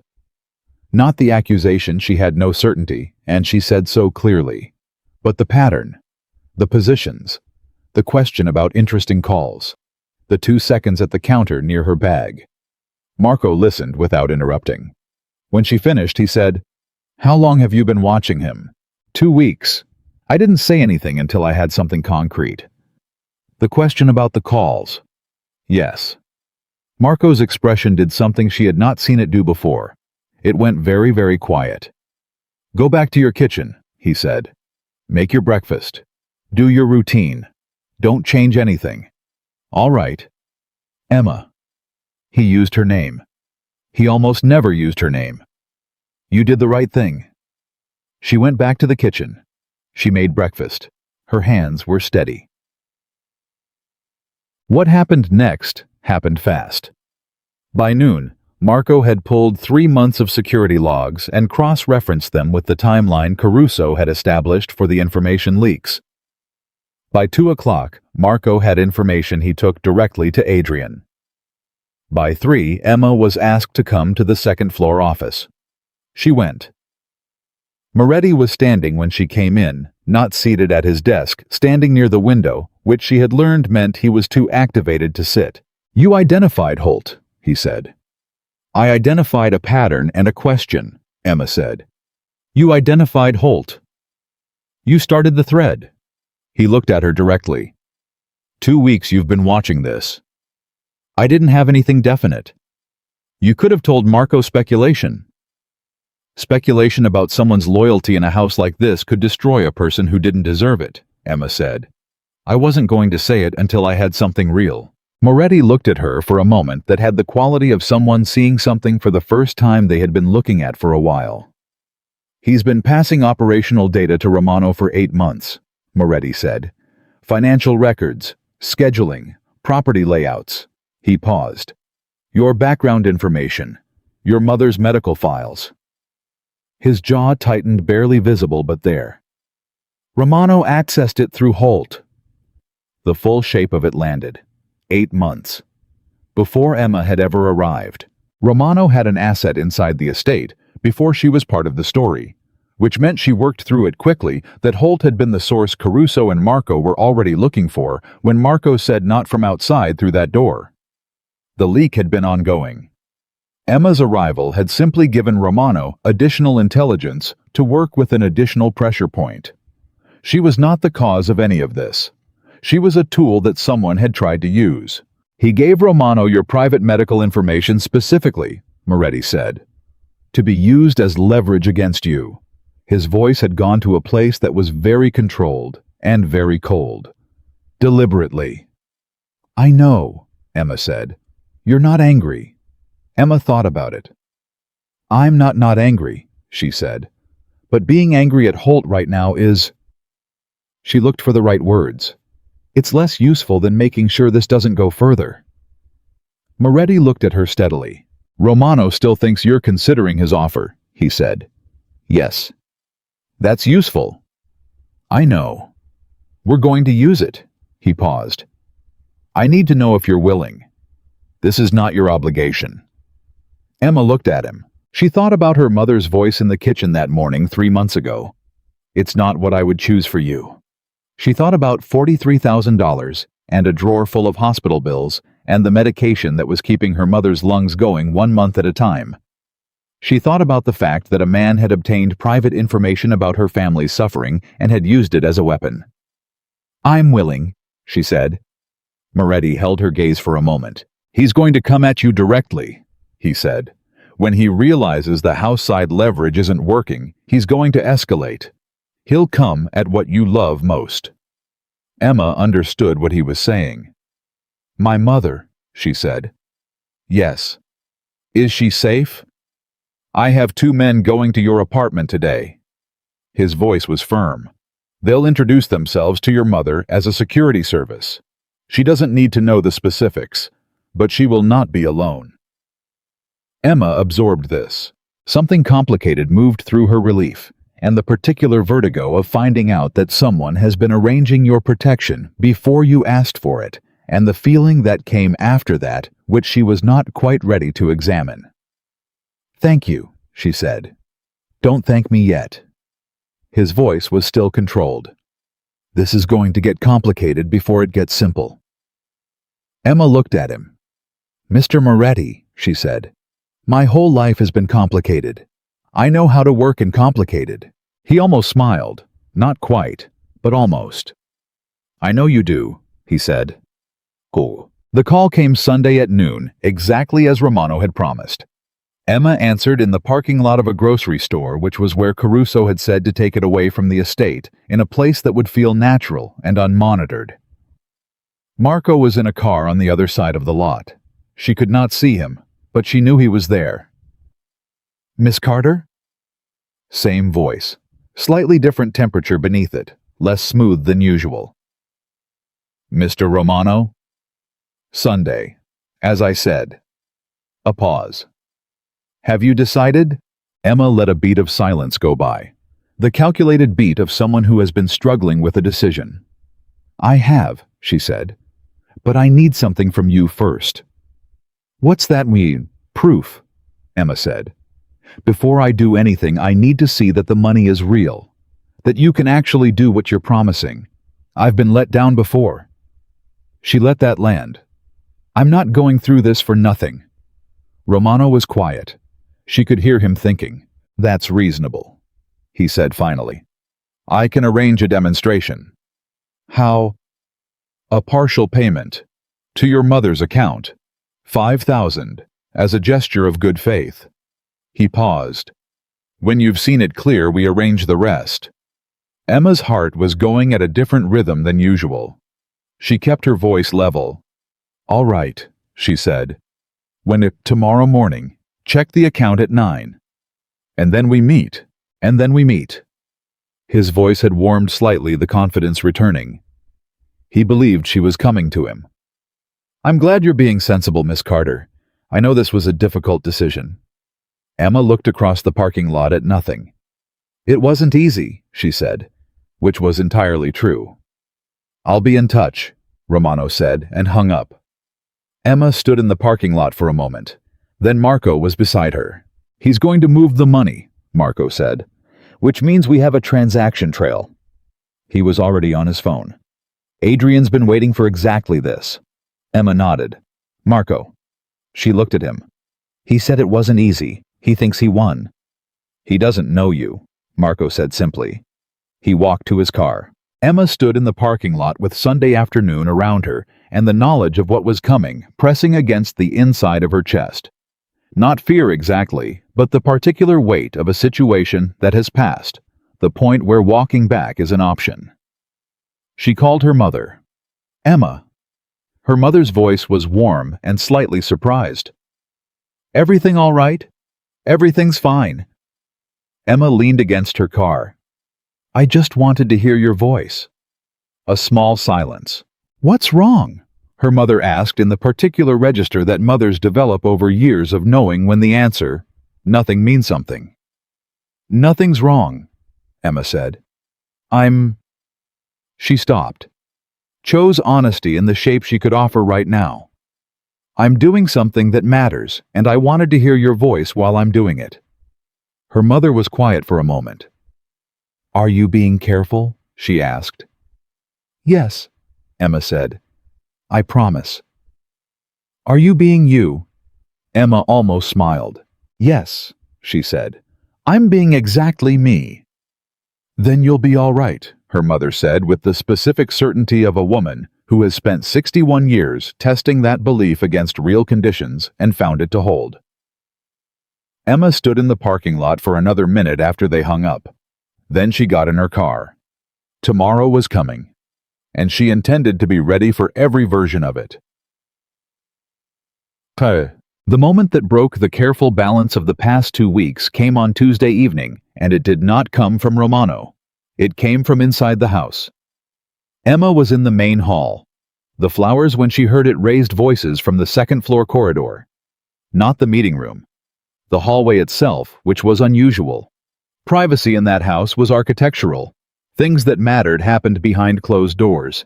That these voices were audible in the main hall meant something had slipped its containment. She recognized both voices. Marco. And someone she didn't recognize immediately until she placed the cadence, the register, the particular way this person spoke when the professional exterior had cracked under pressure. Holt. They had him. She understood this before she reached the stairs, before she could make out the words, before she knew anything except the quality of the sounds filtering down through the old house. The sound of a thing that has been held in place for a long time, finally coming apart under its own strain. She stopped at the base of the stairs. She did not go up. It was not her place to go up, but she stood there, and she listened to the muffled evidence of a confrontation she had started by noticing patterns and not staying quiet, and she felt the weight of it, the whole moving shape of it settle into her with a kind of terrible clarity. Holt had been in this house. He had eaten at her table. He had taken the information about her mother's illness and sold it to a man who had used it as a weapon. He had been here the whole time. She heard a door open on the second floor. Footsteps moving quickly. Then Caruso's voice controlled and precise. And then very clearly, before another door closed, she heard Holt's voice say something that turned everything cold. "Romano knows about her mother," Holt said. "He already sent someone." The door closed. Emma was already moving. She had her phone out before she reached the front entrance, and she was calling her mother's number before she was out the door, and the 2 beats between the first ring and her mother's answer were the longest 2 beats of Emma's 24 years. Emma. "Mom, are you at home?" "Yes, I'm right here. What?" "Don't open the door. Don't open it for anyone. There should be 2 men outside. They told you they were a security service." "Yes, they're out there right now. What is?" "Stay inside. I'm coming." Emma was running. "I'm 20 minutes away." "Emma, you're scaring me." "I know. I'm sorry. I love you. Stay on the phone with me." She reached her car. "Stay on the phone." She heard from somewhere behind her the estate door opening and someone running after her, and she knew without turning around who it was, because she had learned in 2 months to know the sound of his footsteps among all the others. "Emma." Adrian Moretti's voice close, no longer controlled. "I heard. Marco." She stopped and turned. He was closer than he had ever been in 2 months of the precise distances they maintained. He looked at her with an expression she had never seen on his face before, and would not easily forget. "My men are already moving to your mother's address," he said. "She's not alone. She's not going to be hurt. I promise you that. Emma looked at him. Her phone was against her ear. She could hear her mother breathing on the line. I need to go, Emma said, not to him, to both of them, to herself. I'm coming with you, he said. She did not have the capacity to argue. She got in the car. He got in the passenger seat. She drove.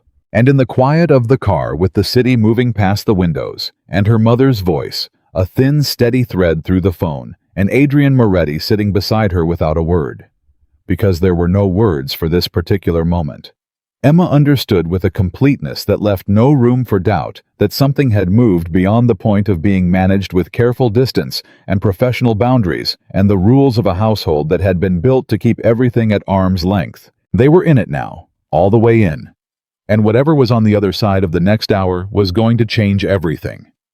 Emma drove the way she did, everything focused, efficient, without wasted movement. The city moved past the windows in the particular blur of someone who is not seeing it because they are seeing something else entirely. Her mother's voice came through the phone in short, careful sentences. I'm fine. Emma, the men are right outside. Stop worrying, in the specific tone of a woman who had spent decades managing fear without passing it to the people she loved. Emma recognized the tone because she had learned it from the same woman who was currently using it on her. I can see you, her mother said. From the window. I can see the two men outside. Don't open the door for anyone else, Emma said. I know, baby. I heard you the first time. A pause. Who's with you in the car? Emma had forgotten that her mother could hear two people's silence the way perceptive people always can. My employer, Emma said. A brief pause. Adrian Moretti is in your car, her mother said. It was not a question. Yes, Emma said. Another pause, this one longer, with more things in it. Drive carefully, her mother said, and let the rest of it go. Beside Emma, Moretti was on his own phone, speaking in a low and very controlled voice to Marco, getting information in pieces that Emma was assembling from his side of the conversation. Two men confirmed at the apartment, one unidentified vehicle on the block, now identified, now being handled. Romano's movement team not large, not a direct assault, more likely surveillance and pressure, an attempt to demonstrate reach rather than deploy force. An attempt to say I can get to what you love. Consider that before you make your next move. He's not going to touch her, Moretti said when he ended the call. He was talking to Emma, not his phone. You don't know that, Emma said. Her voice was entirely even. I do. He shifted in the seat to look at her directly. Romano is sophisticated. He doesn't use blunt force unless there's no other option. This is leverage. He wants you scared and compliant. A dead woman doesn't buy him anything. A hospitalized woman, Emma said, would buy him 48 hours of me not being functional. Moretti was quiet for a beat. Yes, he said. Which is why she's not going to be hospitalized. Emma kept her eyes on the road. You're very certain, she said. I have 4 men on that block now, he said. And Romano has 2. Those are not odds he's going to like. Emma drove. But something in her chest had loosened, not completely, not enough to stop the particular tight vigilance that had been running since she heard Holt's voice in the hallway, but enough. Thank you, she said, quietly, meaning it completely. He didn't say you're welcome. What he said was, she matters. And he left it there, and Emma left it there, and they drove the rest of the way in the specific silence of 2 people who have just said something true in the only language available to them.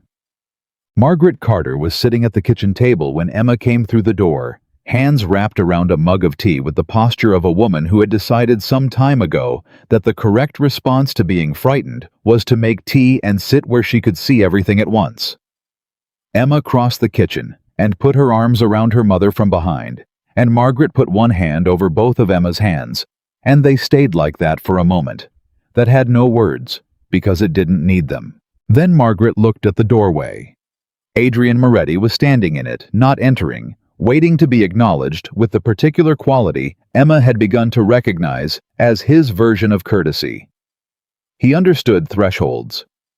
Margaret studied him for a long moment. Mr. Moretti, she said, Mrs. Carter. His voice was quiet. I apologize for the situation. It won't continue. Margaret looked at him with the eyes of a woman who had raised a child alone in a complicated city, and had therefore developed a very precise instrument for assessing what people were made of. Sit down, she said. There's tea. Something moved through Moretti's expression, brief and quickly contained, but Emma caught it. The expression of a man who had been offered ordinary kindness and did not quite know what to do with it. He sat down. Emma poured 3 cups. They sat in her mother's kitchen in the particular strange intimacy of a crisis that has just been contained enough to allow for tea, and for a few minutes, nobody said anything of consequence, and somehow that was exactly right. Then Margaret said to Moretti directly, "You kept her safe." "She kept herself safe," he said. "She made choices that most people in her position wouldn't have made." Margaret looked at her daughter. "I know," she said. "She always has." She paused. "But you made it possible for those choices to matter. That's not nothing." Moretti looked at the table. Emma recognized what was happening, the same thing that happened every time someone offered him something genuine. The brief internal recalibration of a man who had spent years operating in a world where kindness was currency, and currency had conditions. He was still learning what to do with kindness that had no invoice. "My men will stay on the block tonight," he said. "Tomorrow, we'll have more clarity on Romano's next move." "And what is his next move?" Emma asked. She had been thinking about it the whole drive over. "He's going to escalate," Moretti said. "He knows the patient's approach hasn't worked. He tried to buy you, then he tried to frighten you. The next step is direct pressure." He paused. "Against me, not you."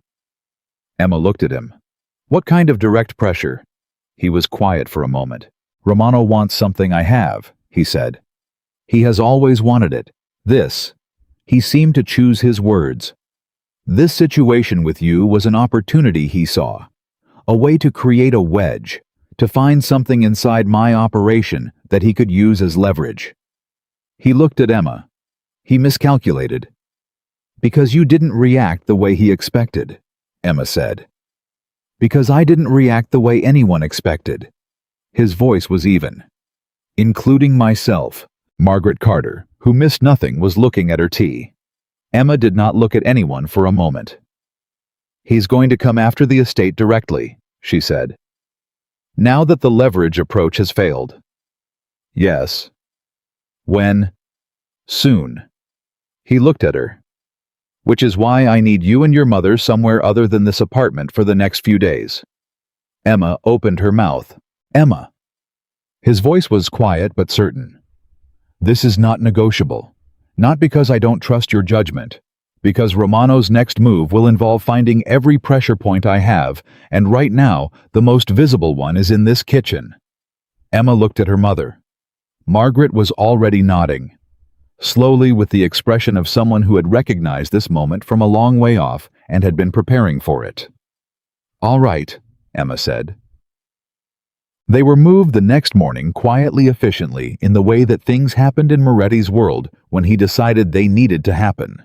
Margaret Carter, with her concentrator and her medications, and the recipe book with her grandchildren's photographs hidden in it, went to a safe house on the North Shore that was described to her as a guest property, and was clean and comfortable, and had 2 men outside whose job was to ensure nothing interrupted her rest. Emma went back to the estate.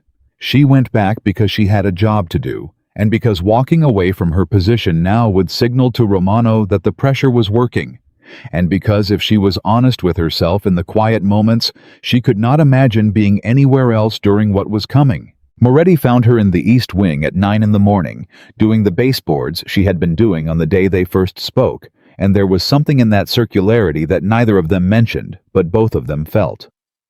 "You came back," he said. "I work here," she said. He looked at her for a moment. "You don't have to be here," he said. "Your mother is safe. You could—" "Mr. Moretti?" She looked up at him from the baseboard. "Tell me what's happening. All of it. Not the version where you protect me from information, the actual version." He was still for a moment. Then he crouched down so they were at the same level, an instinctive, unplanned movement that she suspected surprised him as much as it surprised her, and he spoke quietly. "Romano has been building a case against my operation for 3 years," he said. "Financial records, transaction histories, evidence of accounts that would be very damaging if they reached the wrong hands. He's been trying to get access to the specific documentation that would complete that case." He paused. Holt gave him structure, timing, personnel information. What Holt couldn't give him was the documentation itself because Holt didn't have access to it. He looked at her steadily. "That's what Romano wanted from you. Not a photograph of a random document. The specific financial record that would complete the case he's been building for 3 years. Emma absorbed this. And if he gets it, he presents it to the federal prosecutor he's been cultivating for 18 months, Moretti said. I lose the business operation. Key members of my organization face charges. Romano fills the vacuum. He paused. That's the plan.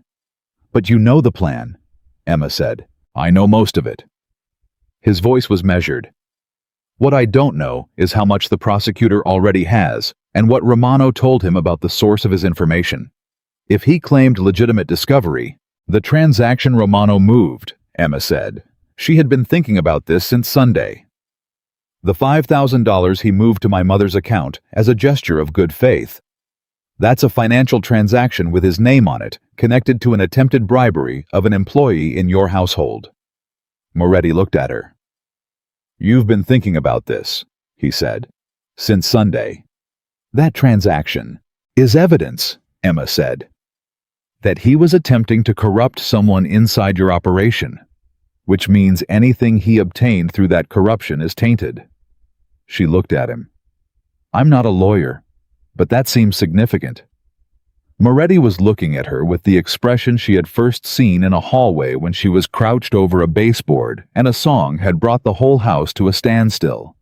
The expression of someone encountering something they had not anticipated. You're not wrong, he said. I know. He almost smiled. More than almost this time. I have a lawyer, he said, standing. Several, actually. I want you to tell them exactly what you just told me. All right, Emma said. And Emma. He stopped. He said her name with the particular care of someone who has been avoiding it and has just stopped avoiding it. Thank you. For thinking like this, he said, when it would have been so much easier to fall apart. She looked up at him. My mother didn't raise someone who falls apart, she said. He looked at her for a long moment. No, he said. She didn't. The meeting with the lawyers happened that afternoon in the second-floor conference room, and Emma told her piece with the same factual clarity she had brought to every conversation that mattered in the past 3 months, and the 3 attorneys in the room listened with the particular focused attention of people who are hearing something that changes the shape of their problem. When she was done, the most senior of the 3, a woman named Patricia Wells, who had clearly been doing this for 30 years and had the bearing of someone who did not waste time on anything that wasn't essential, said, You documented the call. Marco has the recording, Emma said, and the transaction went through to your mother's account. Yes, $5,000. It cleared Monday morning as he said it would. And you never agreed to provide him with anything in return. I told him I needed time to think. I never said yes. Emma met the lawyer's gaze. I went to Marco the morning after the first contact and told him everything, before I responded to Romano at all. Patricia Wells looked at her colleague. Something passed between them. The bribery attempt is documented and verifiable, Wells said to Moretti, who was standing at the side of the room. The transaction creates a financial trail. Her prompt disclosure to your security establishes she was acting in good faith from the beginning. She paused. Anything Romano presents that originated from inside this household is now compromised by his own conduct. What about the federal prosecutor? Moretti asked. We go to the prosecutor first, Wells said. Before Romano does, we present what we have: the bribery attempt, the documented communication, the internal leak through Holt, and we establish that Romano has been engaged in a coordinated campaign of corporate espionage and attempted corruption of your staff. She set down her pen. We flip the timeline. Instead of Romano presenting evidence against you, we present evidence against Romano." The room was quiet. "It needs to happen quickly," Marco said from the doorway, where he had been standing since the meeting started. "Today," Wells said. "This afternoon, if possible." She looked at Moretti. "He's going to realize the window is closing. When he does, he'll move," Moretti said. "Yes." Moretti looked at Emma. She met his eyes. "Go," she said quietly. "I'll be here."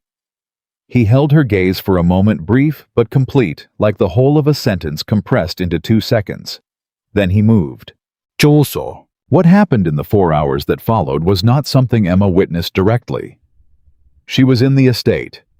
She did the afternoon portion of her work with the focused, steady rhythm that she had always used to manage the things she couldn't control, and she listened to the house breathe around her, and she called her mother twice. The first call her mother answered immediately in the comfortable voice of someone who had been resting. "The sheets here are very good," Margaret said. "I'm glad, Mom. There's a man named Frank outside the door. He's very tall. He let me give him a sandwich earlier." "Good," Emma said. "Is he eating it?" "He ate it in about 45 seconds. A pause. "Emma, whatever is happening, are you all right?" Emma was in the East Wing hallway, cloth in hand, and the house was quiet around her in the way that it had been on her first morning before it had become something else. "I'm all right," she said, and meant it. "You sound like you mean it," her mother said. "I do." A pause. "He's a good man," her mother said. "Under everything else, he's a good man. I could see it." Emma was quiet. "You can tell a lot about a person by how they sit in someone else's kitchen," Margaret said. He sat like someone who hadn't done it in a long time, like someone who had forgotten what it felt like to just sit and be somewhere. A pause. "He looked at you when he thought you weren't watching." "Mom, I'm 61 and ill not blind." Her mother's voice was warm and dry. "I'm allowed to notice things." Emma pressed her lips together. "I have to get back to work," she said. "I know." A beat. "Emma." "Yes." "Be careful with both of you," her mother said. Meaning it in a direction Emma understood completely and did not comment on. She hung up. She went back to the baseboard. Marco came to find her at 4:30.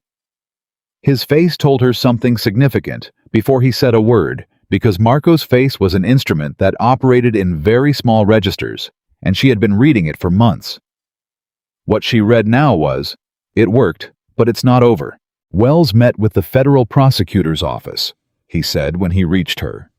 "We presented everything: the bribery attempt, Holt's confession, the transaction trail, the recordings." He paused. The prosecutor already had a file on Romano, independent of anything connected to this house. Emma looked at him. "How independent?" "Independent enough that our information corroborates a pattern they've been establishing for 2 years. Marco's voice was controlled. "Romano has done this before. Different cities, different targets. He finds a pressure point, a weakness, a vulnerability, and he builds a leverage campaign around it. Your situation was not his first." Emma absorbed this. "So they want Romano," she said. "They want Romano very much." Marco looked at her carefully. "And our information gives them something they haven't had until now. Direct documented evidence of an active bribery campaign, traceable funds, voice recordings." He paused. "They're moving on Romano tonight." Emma breathed. "And Adrian?" she asked. Marco's expression did something she hadn't seen it do. "The prosecutor agreed to a cooperation arrangement," he said. "Wells negotiated it in 3 hours." A pause. "He's not untouchable. There are conditions and ongoing obligations. But the specific charges Romano was building are off the table." He looked at her steadily. "Because of the bribery documentation. Because of you."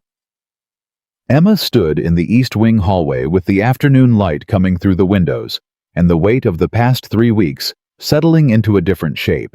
"It's not over," she said. It wasn't a question. No, Marco said. But the most dangerous part, the part where Romano holds all the cards, is over. He paused. Adrian wanted me to tell you before he got back. When is he coming back? Another hour, maybe 2. Marco looked at her. Emma. She met his eyes. You changed the outcome of this, he said, simply, directly, the way Marco said the things that mattered. What you did coming forward immediately, the way you handled Romano's calls, what you identified about Holt, without that, the timeline would have run in Romano's favor. He would have moved first. He paused. You gave us the window. Emma was quiet for a moment. I just told the truth, she said. In this business, Marco said, that is not a small thing. He left her to her work. Emma stood in the hallway for a moment alone and let the past 3 weeks move through her in the particular way that things do when you've been running too fast to feel them and suddenly have 1 minute of stillness. She thought about the envelope on her locker. She thought about Romano's smooth voice offering $43,000 like it was a reasonable trade for who she was. She thought about sitting in the parking lot with a trembling hand and Danny not saying anything, just sitting. She thought about her mother's kitchen and Adrian Moretti sitting there like a man who had forgotten what it felt like to simply be somewhere. She thought about the photograph on the desk, 2 brothers, one of them still carrying the other in the only way he had left. She went back to the baseboard. She finished the east wing. She started on the main hall. Adrian came back at 6:15. Emma heard his car, heard the door, heard the particular quality of footsteps that she had learned the way you learn the sound of weather, not consciously, just as information that the body absorbs over time. She was in the main hall replacing the flowers. He came around the corner and stopped when he saw her. He looked tired, not the tired of a man who needed sleep, the tired of a man who had spent 6 hours in rooms where very serious things were decided and had carried the weight of all of it and was still carrying it, but differently than before. The weight had shifted. It was still there, but it had moved to a place that was more bearable. Marco told you, he said. Yes. He looked at the flowers, at her. You look like you've been working all day, he said. I have been. You could have... He stopped, reconsidered. No, of course you couldn't have. Of course not, she agreed. He came a few steps closer. He looked at the flowers, the same arrangement she put in the same vase, in the same good light twice a week, the routine that had become such a fixed part of the house's rhythm that she suspected it would feel wrong if it stopped. Romano is going to be taken into federal custody tonight, he said. His organization will fracture quickly without him. He built it around his own authority. That's always the vulnerability of men like that. He paused. It will take time to fully settle, but the immediate threat is over, Emma said. Yes. She looked at him. He was standing close enough that she could see the specific quality of exhaustion in his face. Not weakness, nothing like weakness, but the evidence of someone who had spent something significant and was now in the quiet after. My mother is safe, Emma said. Yes. The documentation Romano was building against you. Managed. He paused. Wells is extraordinary. She is. Emma had formed that opinion in approximately 10 minutes. What happens now? It was a large question, and they both knew it. He looked at her steadily. Now, he said, things go back to normal. Your position here, if you want it, is unchanged. Your mother's security until this fully settles. Your salary, which... He stopped. Something moved through his expression. Emma, your mother's hospital bills. She waited. They've been paid, he said. This morning. The full balance. Emma went completely still. That's $43,000, she said. I know what it is. Mr. Moretti. Adrian. His voice was quiet, certain. The first time he had offered his name directly. Please. Emma looked at him. Adrian, she said. The name felt different in her mouth than she'd expected. True somehow, like calling something by its right name after a long time of the wrong one. "You've spent 3 months in my house," he said, "taking care of it and the people in it. You've done that with your own money, your own energy, your own—" He stopped, found the word. "Your own heart. You put yourself in a position that was dangerous and handled it with more clarity than most trained professionals I've worked with." He paused. "The hospital bills are not a gift, they're a correction. They should have been addressed the moment I understood what you were carrying." "I didn't come here for you to pay my mother's bills," Emma said. Her voice was not accusatory. It was a fact she needed to say. "I know you didn't." His voice was equally steady. "You came here to earn them yourself, which you have. This is different. This is—" He looked at the flowers for a moment. "This is me recognizing what this house owes you." Emma was quiet. She thought about the envelope in her locker. She thought about the choice she'd made. The only choice she could have made, given who she was, given everything her mother had built in her, and what it had cost, and what it had prevented. "Your brother would have liked this kitchen," she said. The sentence came out before she had fully decided to say it. Moretti went very still. Emma kept her eyes on the flowers. "The way you describe him," she said quietly. "The midnight sandwiches, the arguing about baseball, the way he made rooms feel more alive." She paused. "That's the kitchen now, on Wednesdays especially." She finally looked at him. "I didn't know him. I don't know if I'm right. But it felt like something that should be said."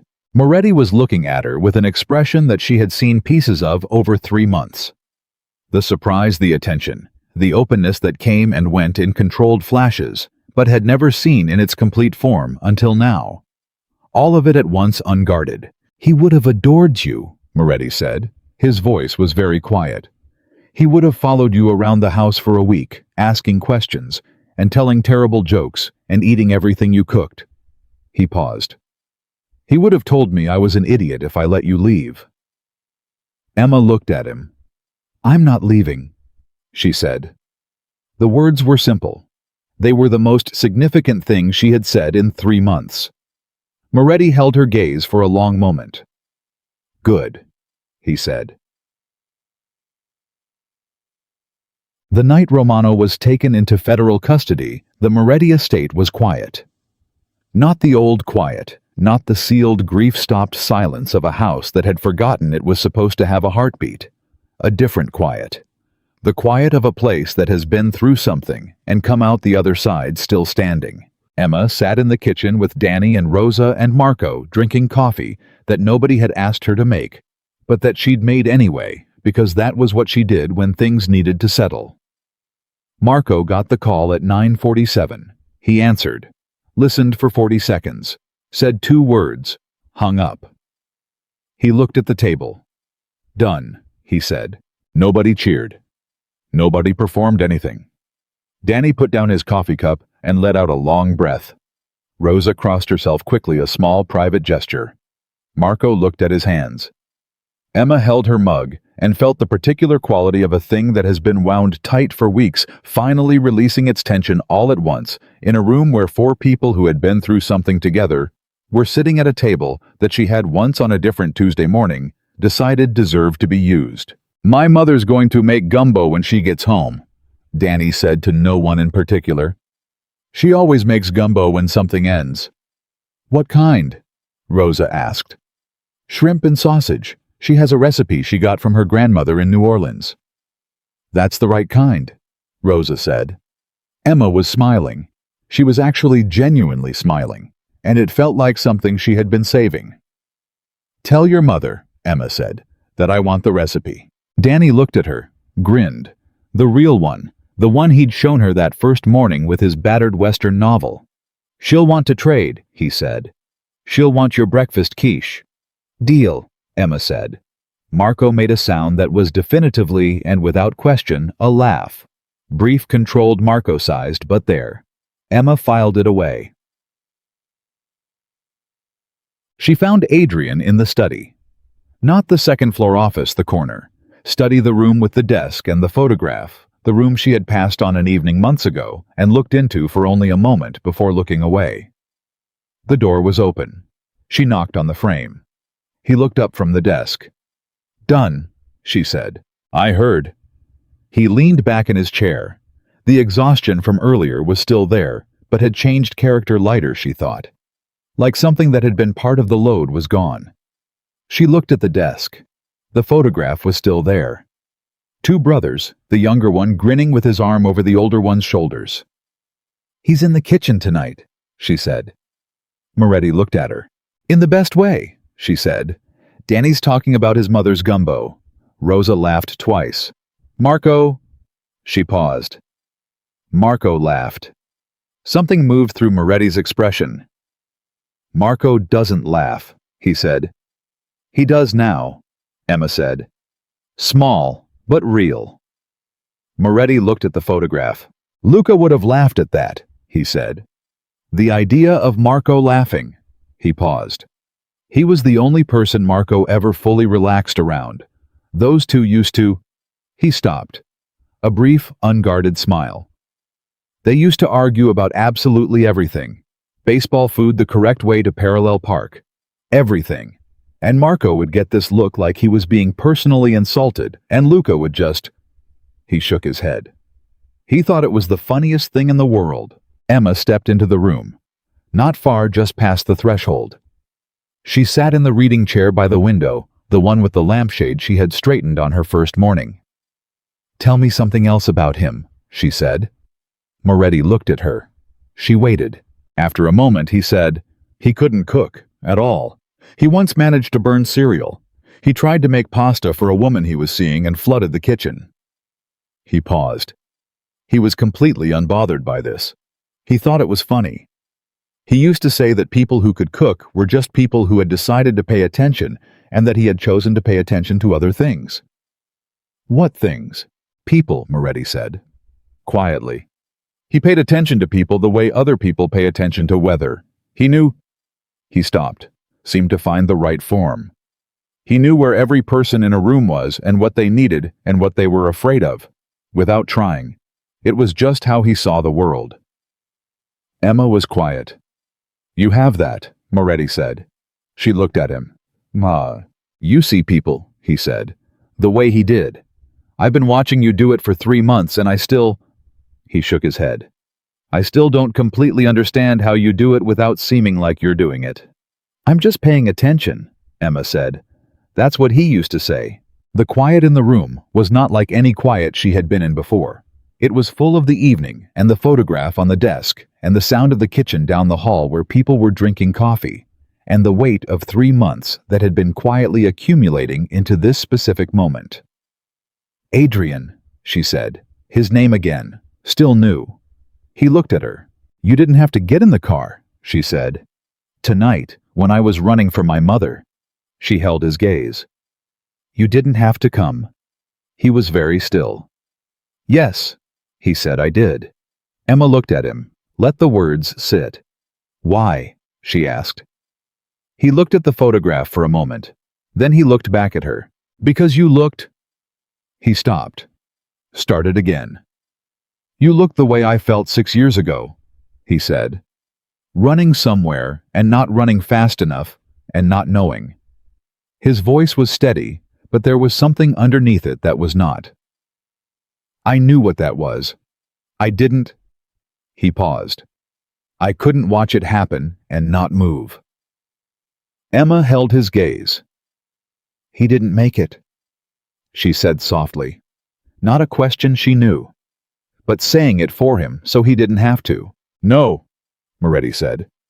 "I ran and I didn't make it, and I've—" He stopped. Long pause. "I have been very careful since then not to be somewhere that running would matter." Emma understood what he was saying in every meaning it carried. "And tonight," she said. He looked at her directly.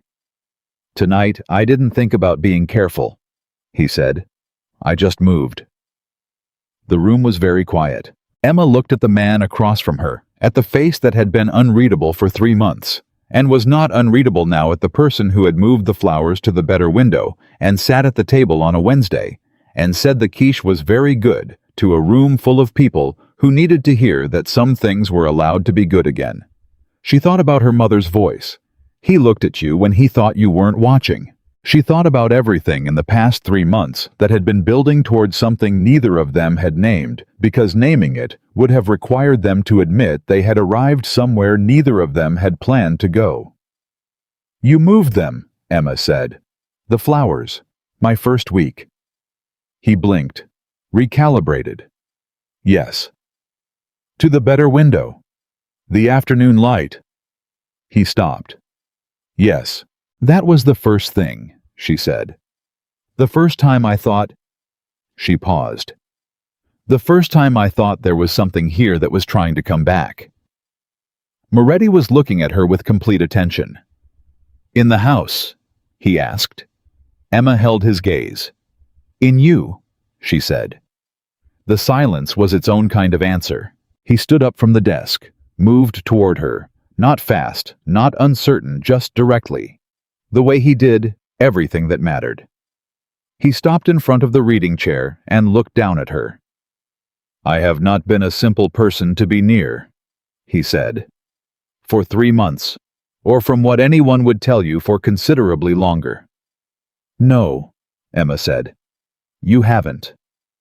"My life has conditions," he said. "That won't change entirely. Some of it will. Some of it—" He paused. "Some of it is what it is." "I know what your life is," Emma said. "I've been in your house for 3 months. I'm not asking you to be something else." "What are you asking?" he said. Emma stood up. She was close to him now, closer than the careful distances of 3 months, and she looked at him directly with the same directness she had brought to everything from the baseboard on her first morning to the moment she had walked into Marco's corridor and told the truth. "I'm asking you to stop pretending you don't know what this is," she said.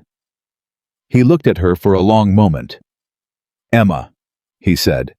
Her name in his voice, finally without Mr., without Miss Carter, without the professional distance that had been the container for something neither of them had been able to pretend wasn't there. "Adrian," she said back. He reached out and took her hand. Not dramatically, not with any of the performance that the moment might have earned. Simply and directly, the way he did the things that mattered to him, like moving a vase of flowers to a better window, like sitting at a table full of his employees on a Wednesday, like getting into a car with a woman who was running to her mother. Emma looked at their hands. Then she looked at him, and in the quiet study of the Moretti estate with the photograph of 2 brothers on the desk, and the sound of people in the kitchen down the hall, and the flowers in their good light in the corridor outside, something that had been stopped for a very long time began with complete certainty to move forward. 3 days later, Margaret Carter came home. Emma picked her up from the North Shore property on a Saturday morning, and her mother walked to the car with her chin up and her eyes sharp and the recipe book under her arm, and she got in without fuss. They drove for 10 minutes in comfortable silence. Then Margaret said, "How is he?" Emma kept her eyes on the road. "Better," she said. "Good." Her mother adjusted the recipe book in her lap. "I gave Frank my number, the tall man. His mother has the same diagnosis as me, different stage. I told him about the specialist." Emma glanced at her. "Mom." "I was there for 4 days," Margaret said. "I wasn't going to sit still." Emma looked back at the road. She was smiling again. She seemed to be doing that more lately, the real kind, the saved kind, the kind that meant something had opened up that she hadn't known was closed. "He's having lunch on Wednesday," Emma said. "With the staff. He's been doing it most weeks." Margaret was quiet for a moment. "Did you tell him about the gumbo recipe?" she asked. "I told Danny you wanted to trade for the quiche." Her mother laughed. A real warm Margaret Carter laugh that filled the car completely. "That," her mother said, "is the right way to do business." Emma drove home. The city moved past the windows, ordinary and alive, and somewhere across it, a man who had spent 6 years building walls around his grief was sitting in a kitchen that used to be locked in a house that was learning to remember what it was for. And Emma Carter, who had entered the lion's den for $43,000 and come out with something she hadn't known to want, drove her mother home through the city they both lived in, and the world for the first time in a long time felt like it had enough room in it. The Wednesday after Romano's arrest, 12 people sat down to lunch in the Moretti estate kitchen. 13, actually. Margaret Carter was the 13th. Emma had not planned this. Her mother had called that morning to say she wanted to return the casserole dish she'd borrowed from Rosa, a detail that was technically true and also completely beside the point. And Emma had said, "Mom, you don't have to come all the way over here for a casserole dish."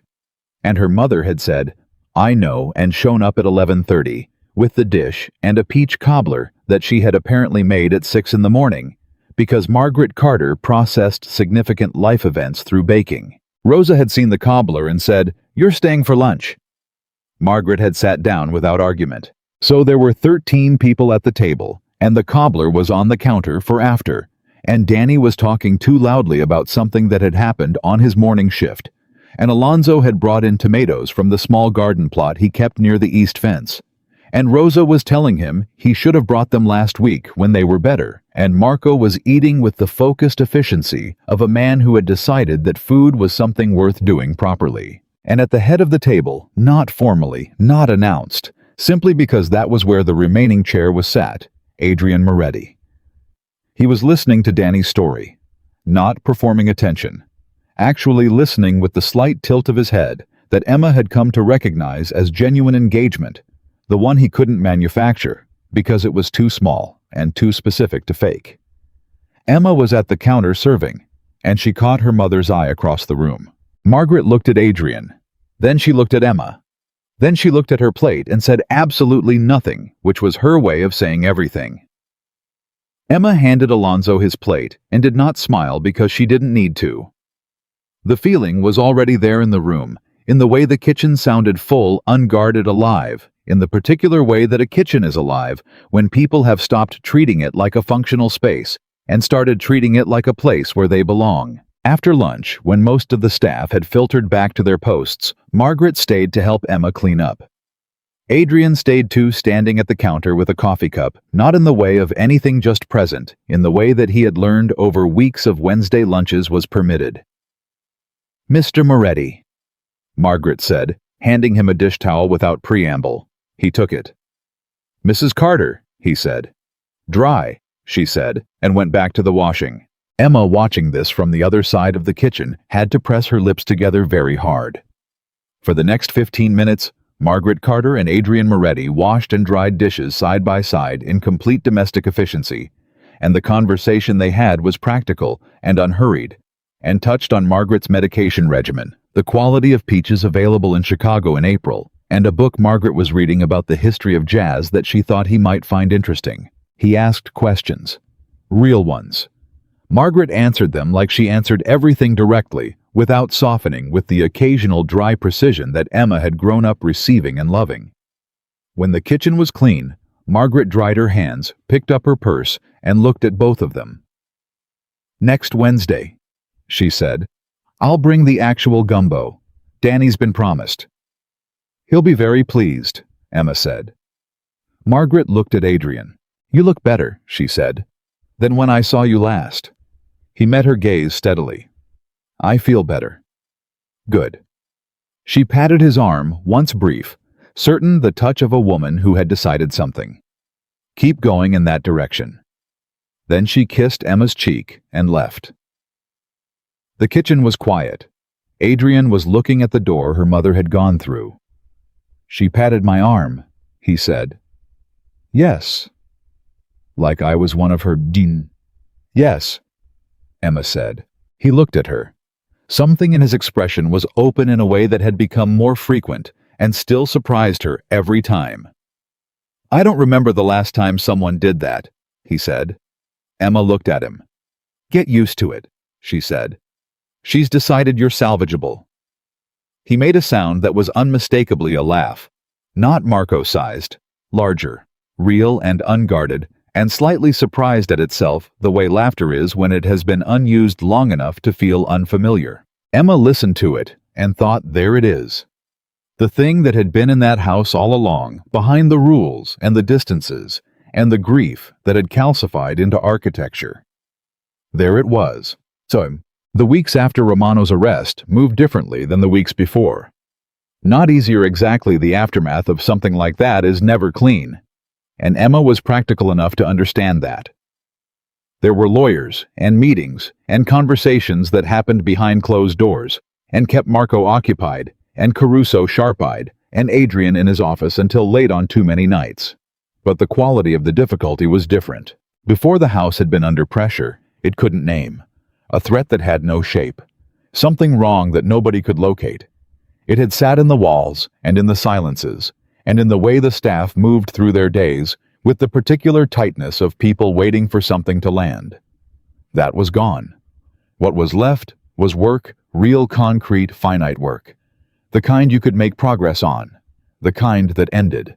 Emma noticed the change in people before she noticed it in the space itself. Alonzo came back from his appointment at the North Side Clinic with good news and a treatment plan and an expression that had lost 20 years of tension. He told Emma in the garden doorway one morning, with his voice very controlled and his eyes very not, and she hugged him and he let her, and then he cleared his throat and went back to his tomatoes. Rosa booked a flight to California. She told Emma on a Tuesday in the staff kitchen with her chin up and her voice determined and the photograph of Lucia on the table between them. 1 month, Rosa said. I told Caruso. He said fine. Of course he did, Emma said. She might not remember me well, Rosa said. Her voice was steady. It's been a long time. She put you in the picture, Emma said. She drew you smaller than the dog, but she put you in the picture. Rosa looked at her. You remembered that, she said. I remember everything, Emma said. Rosa folded the photograph back into her pocket. Then she reached across the table and covered Emma's hand with hers for a brief moment, firm and warm, the way Rosa did most things. You changed this house, she said. I don't think you understand how much. The house changed itself, Emma said. Rosa shook her head. No, she said. Houses don't change themselves. People change houses. She looked at Emma steadily. You changed it. And you changed him. And because of that... She stopped, seemed to decide something. Because of that, I'm going to see my granddaughter. And Alonzo is going to get his treatment. And Marco laughed last month. She paused. Do you know how long I've worked here? 11 years? Marco laughed. Emma was quiet. Don't let anyone tell you that small things don't matter, Rosa said. Every large thing is made of small things. She stood up, tucked in her chair, and went back to her day. Emma sat with her coffee and her mother's voice in her memory. Every large thing is made of small things, and felt the truth of it press into her with the particular warmth of being understood. The first time Emma walked into the West Wing was not without permission. Adrian brought her there himself on a Saturday morning 6 weeks after Romano's arrest, when the house was quiet and the spring light was coming through the windows, and there was no particular occasion for it, except that he had decided apparently that it was time. There's something I want to show you, he said. She followed him through the corridor she had never entered, past the doors she had spent 4 months not opening, and she observed as she went that the West Wing was not dramatically different from the East. The same high ceilings, the same quality of furniture, the same evidence of considerable resources applied with considerable taste. What was different was what was in one of the rooms near the end of the corridor. He opened the door. It was a music room, not large, not showy. A piano, a real one, the kind that had been played often and recently, and a window that faced the garden, and a chair positioned near the piano with a music stand beside it, and on the stand open a piece of sheet music that had been handled so many times the edges had gone soft. Emma stood in the doorway. Luca played, she said. Piano and guitar. Adrian came to stand beside her. He was better at guitar, but he loved the piano. He said piano was the instrument you played when you wanted to feel something on purpose. He paused. He used to play in the evenings. You could hear it through the whole house. Emma thought about the sealed quiet of the house on her first morning. the stillness that had felt like waiting. She thought about what a house sounds like when the music stops and never starts again. "Did you close this room?" she asked. "Not immediately." His voice was even. "For about a year I left it exactly as it was, then I closed it." He looked at the piano. "I told myself it was because the piano needed proper maintenance and I hadn't arranged it. That was partially true. And the other part?" He was quiet for a moment. "The other part was that I could hear it," he said. "From the corridor. Even empty. I could hear what it sounded like when he played, and I couldn't—" He stopped. "I couldn't stand in the doorway of a room that should have been making sound and wasn't." Emma looked at the sheet music on the stand. "What was he playing?" she asked. "When—" "Chopin," Adrian said. He'd been learning a specific piece for months. He said it was too hard for him, but he was going to learn it anyway because the best things were always too hard and you learned them anyway. A pause. He never finished it. The room held that. Emma stepped fully inside, which felt like a threshold in more than one sense. She walked to the piano, looked at the sheet music, the penciled annotations in the margins, the small circled sections, the evidence of a person working through something difficult and not giving up. She put her hand on the piano, not the keys, just the wood. "The piano's been maintained," she said. "I had it tuned last month." She looked at him. He was standing in the doorway, still on the threshold, she realized. Still not fully in. "Why?" she asked. He met her gaze. "Because you opened the kitchen," he said. "And because Danny eats real food now. And because Marco laughed." He paused. "And because I think Luca would be extremely annoyed at me if I let a good piano go out of tune." Emma looked at him for a long moment. "Come in," she said. He crossed the threshold. He sat on the piano bench, not at the keys on the side the way someone sits when they are near a thing and not quite ready to touch it. Emma sat in the chair by the window. They stayed like that for a while, in the quiet of the music room that had been closed for years, and was open now in the specific kind of peace that is only available on the other side of grief, when you've stopped fighting it and started carrying it differently. "He would have finished the piece," Emma said finally. "He would have," Adrian agreed. "And he would have played it badly 3 times, and then gotten it right, and played it loudly at 2 in the morning, and woken up half the staff, and not apologized." Emma smiled. "And you would have pretended to be annoyed," she said. "I would have been genuinely annoyed, and secretly pleased," he said. "There's a difference." "I know," Emma said. "I know the difference." He looked at her. "I know you do," he said quietly. The conversation that changed everything came on a Tuesday evening, and it was not dramatic. No confrontation, no ultimatum, no formal declaration. It was the kind of conversation that happens between 2 people who have been circling something for long enough that the circling has become its own kind of honest. Emma was in the main hall with the Flowers Thursday's batch running a day late because of a morning schedule change when Adrian came down the stairs and stopped at the bottom. "You're still here," he said, finishing the flowers. He came to stand beside her at the window, close enough that their proximity was a choice, not an accident. They stood like that for a moment, looking at the flowers in the good light. "I've been thinking," he said, about what this is." His voice was quiet and direct. "Between us, what it's been." Emma kept her hands on the flowers. And I've been thinking that I've spent 6 months watching you be the bravest person in every room you walk into," he said. "And I've been watching you take care of everyone around you, including me, especially me, and I've been—" He stopped.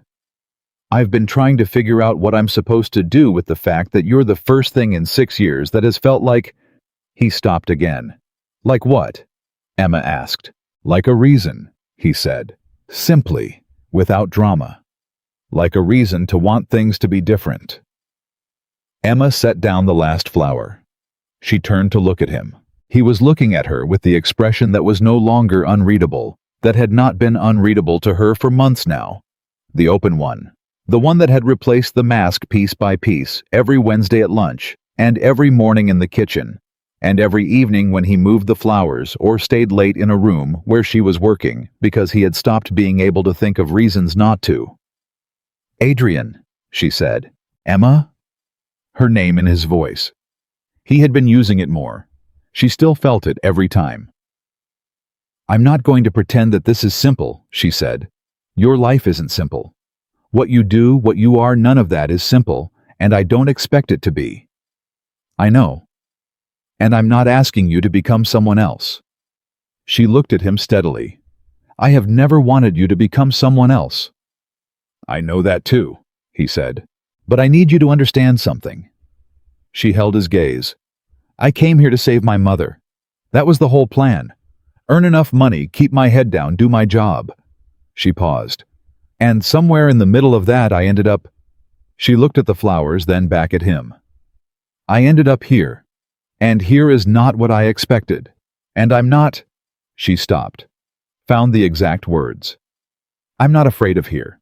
I just want to make sure you know that I'm choosing it. Not because I have to. Not because of the bills or the salary or anything else." She held his eyes. "I'm choosing it." He was very still. "You're choosing me," he said. "Yes," she said. The word was simple and complete, and left no room for misunderstanding. Adrian Moretti looked at her for a moment that had the weight of everything that had come before it. 6 years of grief, 3 months of watching a young woman hum in his hallways, and straighten his lampshades, and fill his kitchen with people, and remind him one Wednesday at a time that he was still capable of being alive, in the full sense of the word. He reached up and took her face in his hands carefully, with the same deliberate care he had brought to moving the flowers to a better window. "Emma," he said, and her name in his voice sounded like something arriving. She put her hands over his. "Stop overthinking it," she said. And he kissed her. Not dramatically, not performatively. The way a person does when they have been standing at the edge of something for a long time, and finally step forward, certain quiet, completely present. The flowers stood in their good light in the window behind them. And in the Moretti estate, for the first time in 6 years, something that had been waiting to happen finally happened. Oh, what followed was not a fairy tale. Emma had never expected a fairy tale and would not have trusted one if it had appeared. What followed was real, complicated, and warm, and occasionally difficult, and frequently good in the specific way that real things are good when you have not flinched away from any part of them. Adrian's world did not become simple. The legal process following Romano's arrest moved through its stages with the institutional patience of federal proceedings, and there were meetings with lawyers and hours behind closed doors and stretches when Adrian was present in body, but occupied in a way that Emma recognized as the weight of consequence being managed one careful step at a time. She did not try to fix this. She did not try to make his world smaller, or simpler, or safer than it was. That was not who she was, and it was not what he needed. What she did was what she had always done. She made lunch. She kept the kitchen warm. She changed the flowers twice a week. She paid attention to the people around her, and saw what they needed and offered it without making it into a performance. And on the evenings when he came to find her in whatever room she was working in, not because he needed anything practical, but because he had discovered that being near her was the clearest version of whatever all right meant for him. Now she stopped what she was doing and gave him the real thing. Not comfort that talked around the hard parts, the kind that sat with them. "Tell me about today," she said one Thursday evening when he appeared in the doorway of the library anteroom with the particular look she had learned to read as "I've been carrying this alone for 8 hours, and I'm tired of it." He sat in the chair. He told her. Not everything. There were things she understood he would not tell her, and she did not ask for them. But the shape of it, the weight of it, the decisions that had been difficult and why, and the ones that had gone better than expected, and the one moment in the afternoon meeting when something had almost gone wrong and hadn't, and what that had felt like from the inside. She listened. She asked one question when there was a question that mattered. She said, "That sounds like you handled it right when that was true, and that sounds like it could have gone better when that was truer, and he looked at her every time like someone who had expected to be told what he wanted to hear and was still learning that the alternative was better. "You never just agree with me," he said one evening. "Would you want me to?" Emma asked. He thought about it seriously. "No," he said. "I know," she said. "That's why I don't." He looked at her with the expression that meant she had said the exact right thing in the exact right way, and he was still slightly surprised by how consistently she did that. "Luca never agreed with me either," he said. It was infuriating. "I know," Emma said. "That's also why." He reached over and took her hand. She let him hold it.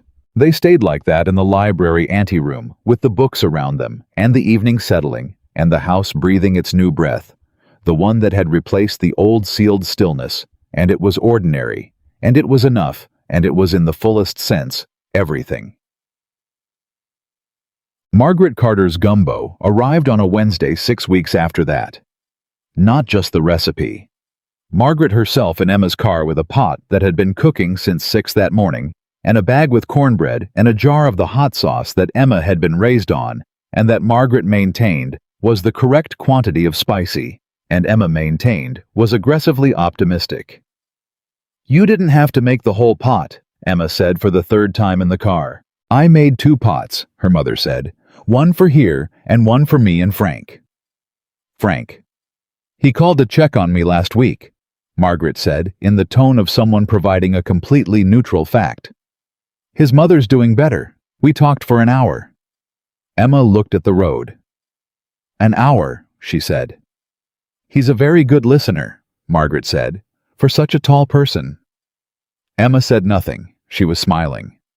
The lunch that day was 16 people. Marco had somehow gotten word, probably from Danny, who had been talking about this gumbo for 2 weeks, and there were 2 additional security staff Emma didn't usually see at the table, and Alonzo had brought 3 jars of the preserved tomatoes he'd been putting up since his garden really got going, and Danny had made cornbread of his own as a backup that he presented with the specific pride of someone who had never made cornbread before, and was extremely pleased with how it had turned out. Margaret moved through the kitchen like she had been in it for years, because in some ways Emma thought watching her she had been.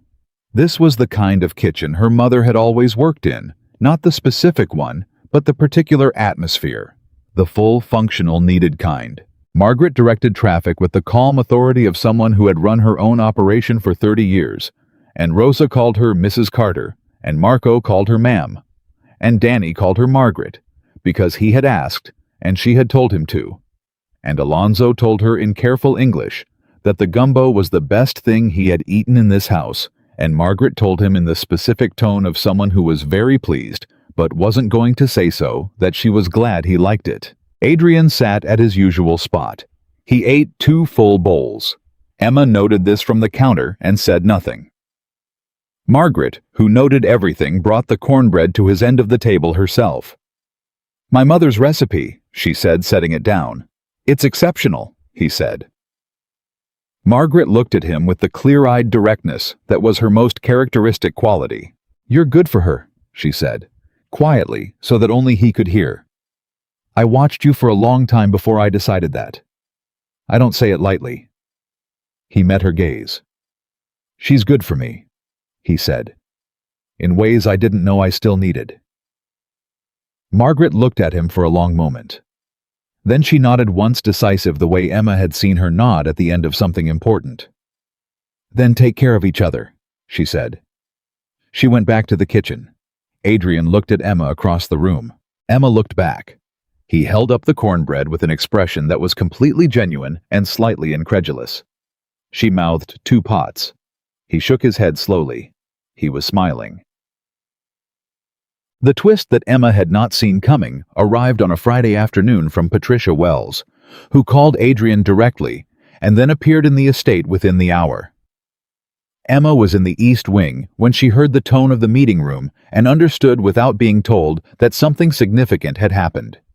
She finished her round. She went to the kitchen and started water for tea because it was something to do with her hands, and because she had learned over months that significant conversations at the Moretti estate ended in that kitchen eventually.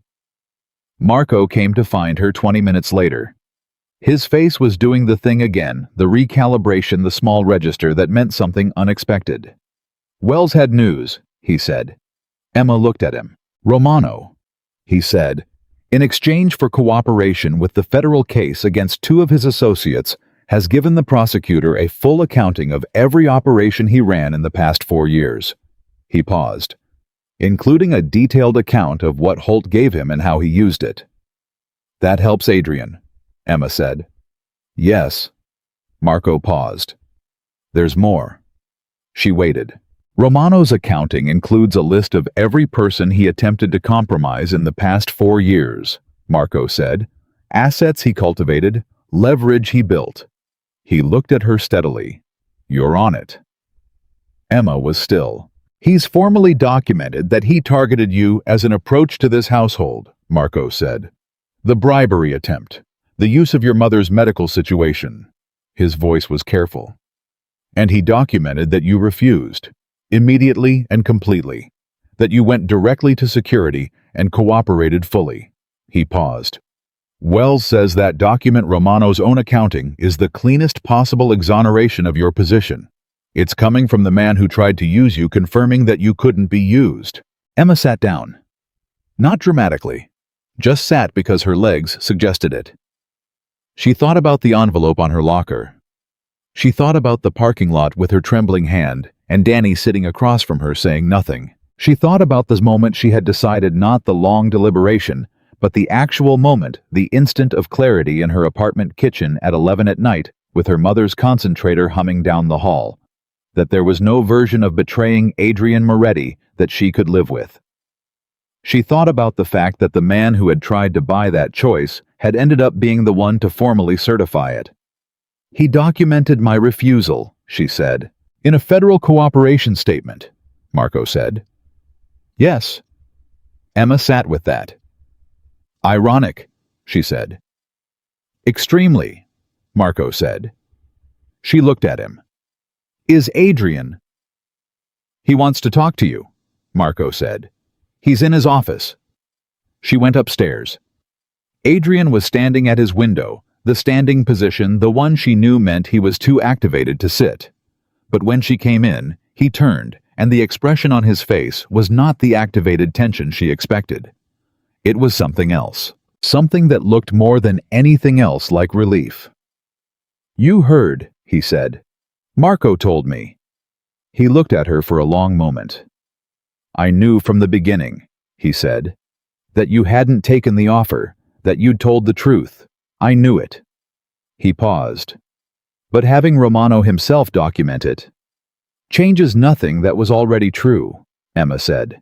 "No," he agreed, "but it changes something about how clearly the world can see what was already true." He moved toward her. "Emma, you trusted me with something that could have gone badly for you. You trusted me with it before you knew how I'd react, before you knew if I'd believe you." She looked at him. "I knew you'd believe me," she said. "You couldn't have been certain." "I was certain," she said. "I had been watching you for weeks. I knew what you were made of." She held his gaze. "The same way you knew what I was made of." He was close now. He reached out and touched her face the way he'd learned to careful, deliberate the gesture of a man who had spent a long time not touching anything he cared about and was still slightly reverential about the permission. "What do you want?" he said. "From this? From—" He seemed to be working through something. "I have never asked you directly." Emma looked at him. "I want this," she said. "The kitchen on Wednesdays, the flowers in the good light, my mother at the table making gumbo." She paused. "I want the music room open. I want you to stop staying in your office until midnight when you don't have to." She looked at him steadily. "I want you to call your father's old friends and have dinner with them because I've heard from Caruso that you've been avoiding it for years, and I think it costs you." She paused. "I want you to finish reading the jazz history book my mother recommended. I want to argue with you about it when you're done."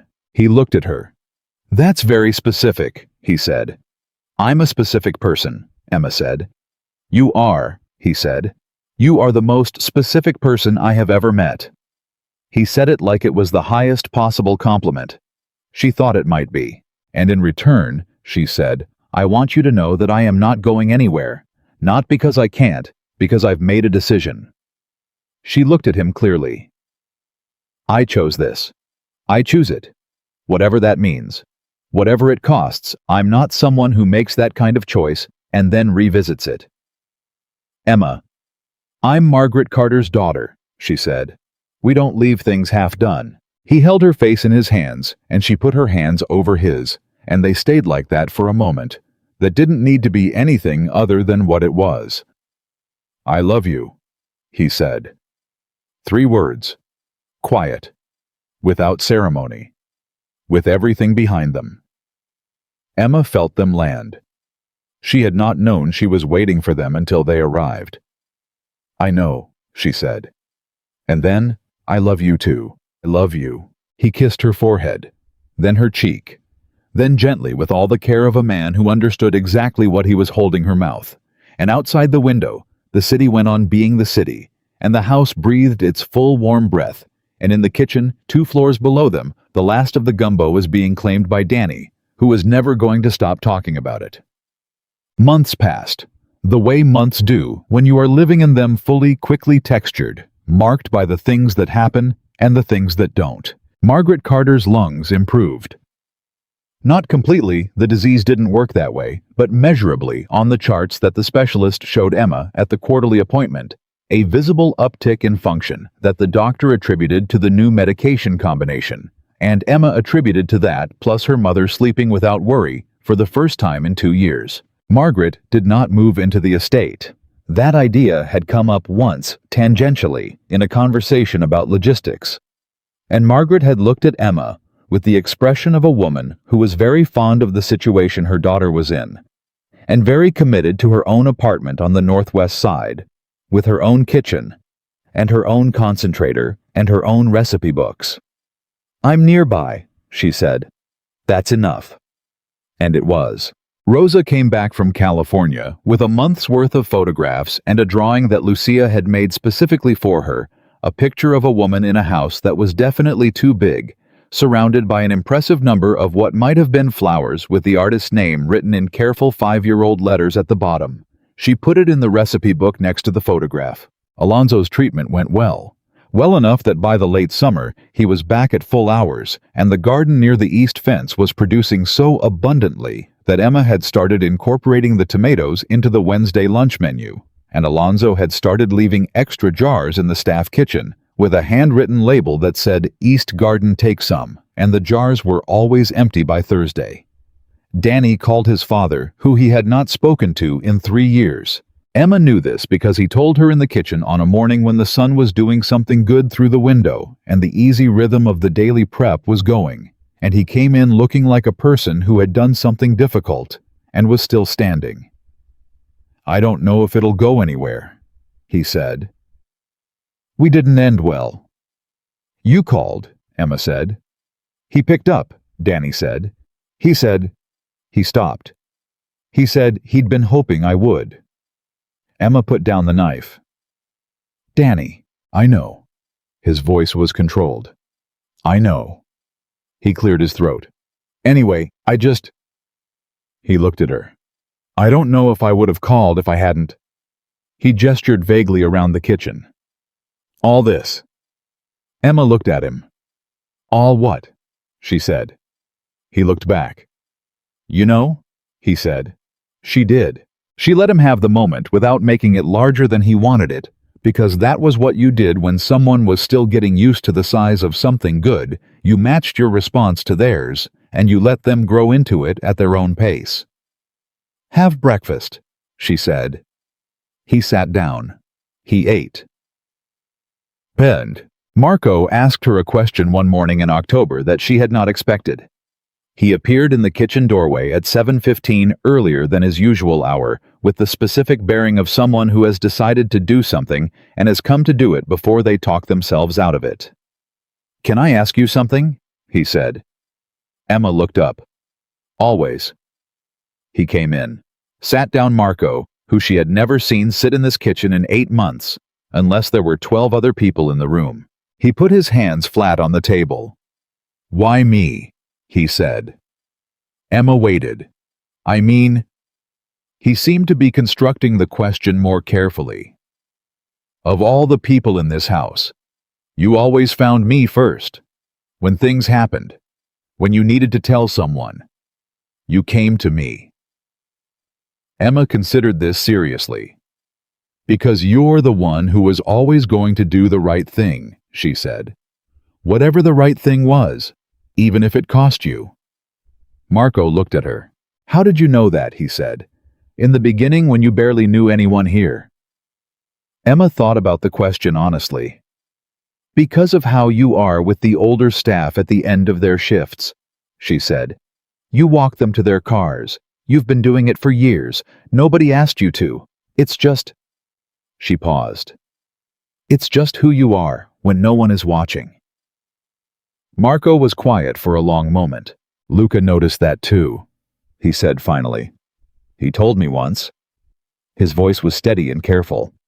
He said the way you treat people when there's nothing to gain from it is the truest thing about you." The kitchen held that. "He was right," Emma said. Marco looked at the table. "I miss him," he said. Simply. The way Marco said the things that mattered, direct, short, carrying everything. "I know," Emma said. "I think this kitchen misses him too." She paused. "I think it's also glad he's got his people back in it." Marco looked up at her. She met his eyes. He nodded once. Then he stood up, straightened his jacket, and went back to his day. Emma watched him go, and in the space he left, she felt the full weight of everything. The past 8 months had been the bills, and the fear, and the choices, and the risk, and the table that had filled up person by person, Wednesday by Wednesday, until the house remembered what it was for. The evening Adrian sat at the piano was in November.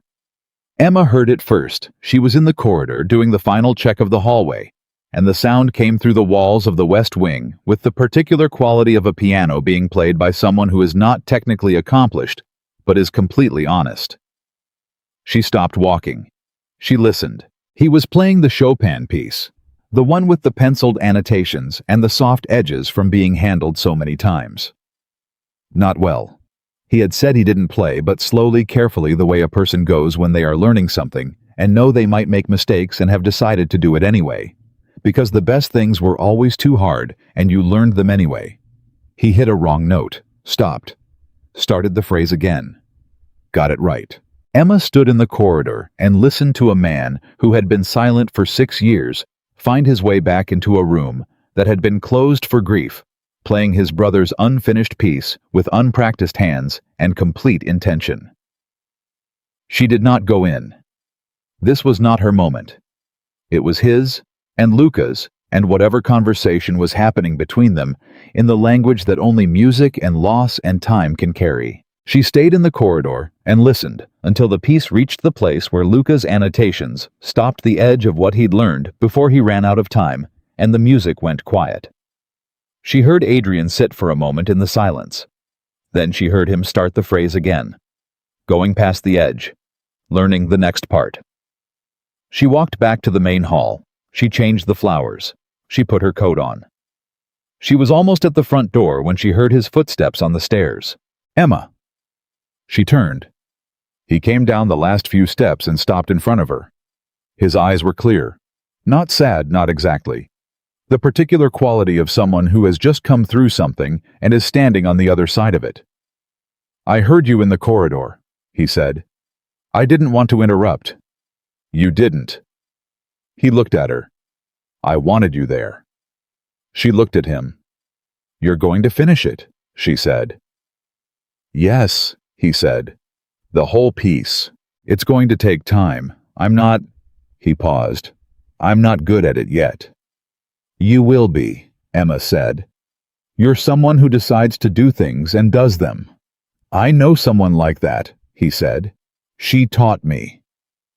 Emma looked at the man standing in front of her, the man who had moved flowers to a better window and sat at a table on a Wednesday, and gotten into a car without thinking, and kissed her in the good light, and said I love you quietly without ceremony, with everything behind it. The man who had spent 6 years locked in a house of his own making and had one ordinary morning heard someone singing in his hallway and stood very still and let it in. "Come home early tonight," she said. "I will," he said. She went home to her mother. He went back to the piano, and in the Moretti estate, the music room was open, and the kitchen was warm, and the flowers stood in their good light, and the house that had spent 6 years learning how to be silent finally fully remembered how to be alive. Because sometimes the person who saves you is not the one who stands in front of bullets. Sometimes it is the person who walks into your silence, carrying a song, who straightens the things that have gone crooked and fills the rooms that grief emptied, and sits with you in the dark parts without looking away. Who chooses you. Not because she has to, but because she looked at everything you were and everything you had done and decided with complete clarity that you were worth choosing. Emma Carter had walked into the lion's den to save her mother. She had saved something else entirely. And the lion, for the first time in longer than he could clearly remember, was no longer afraid of being found.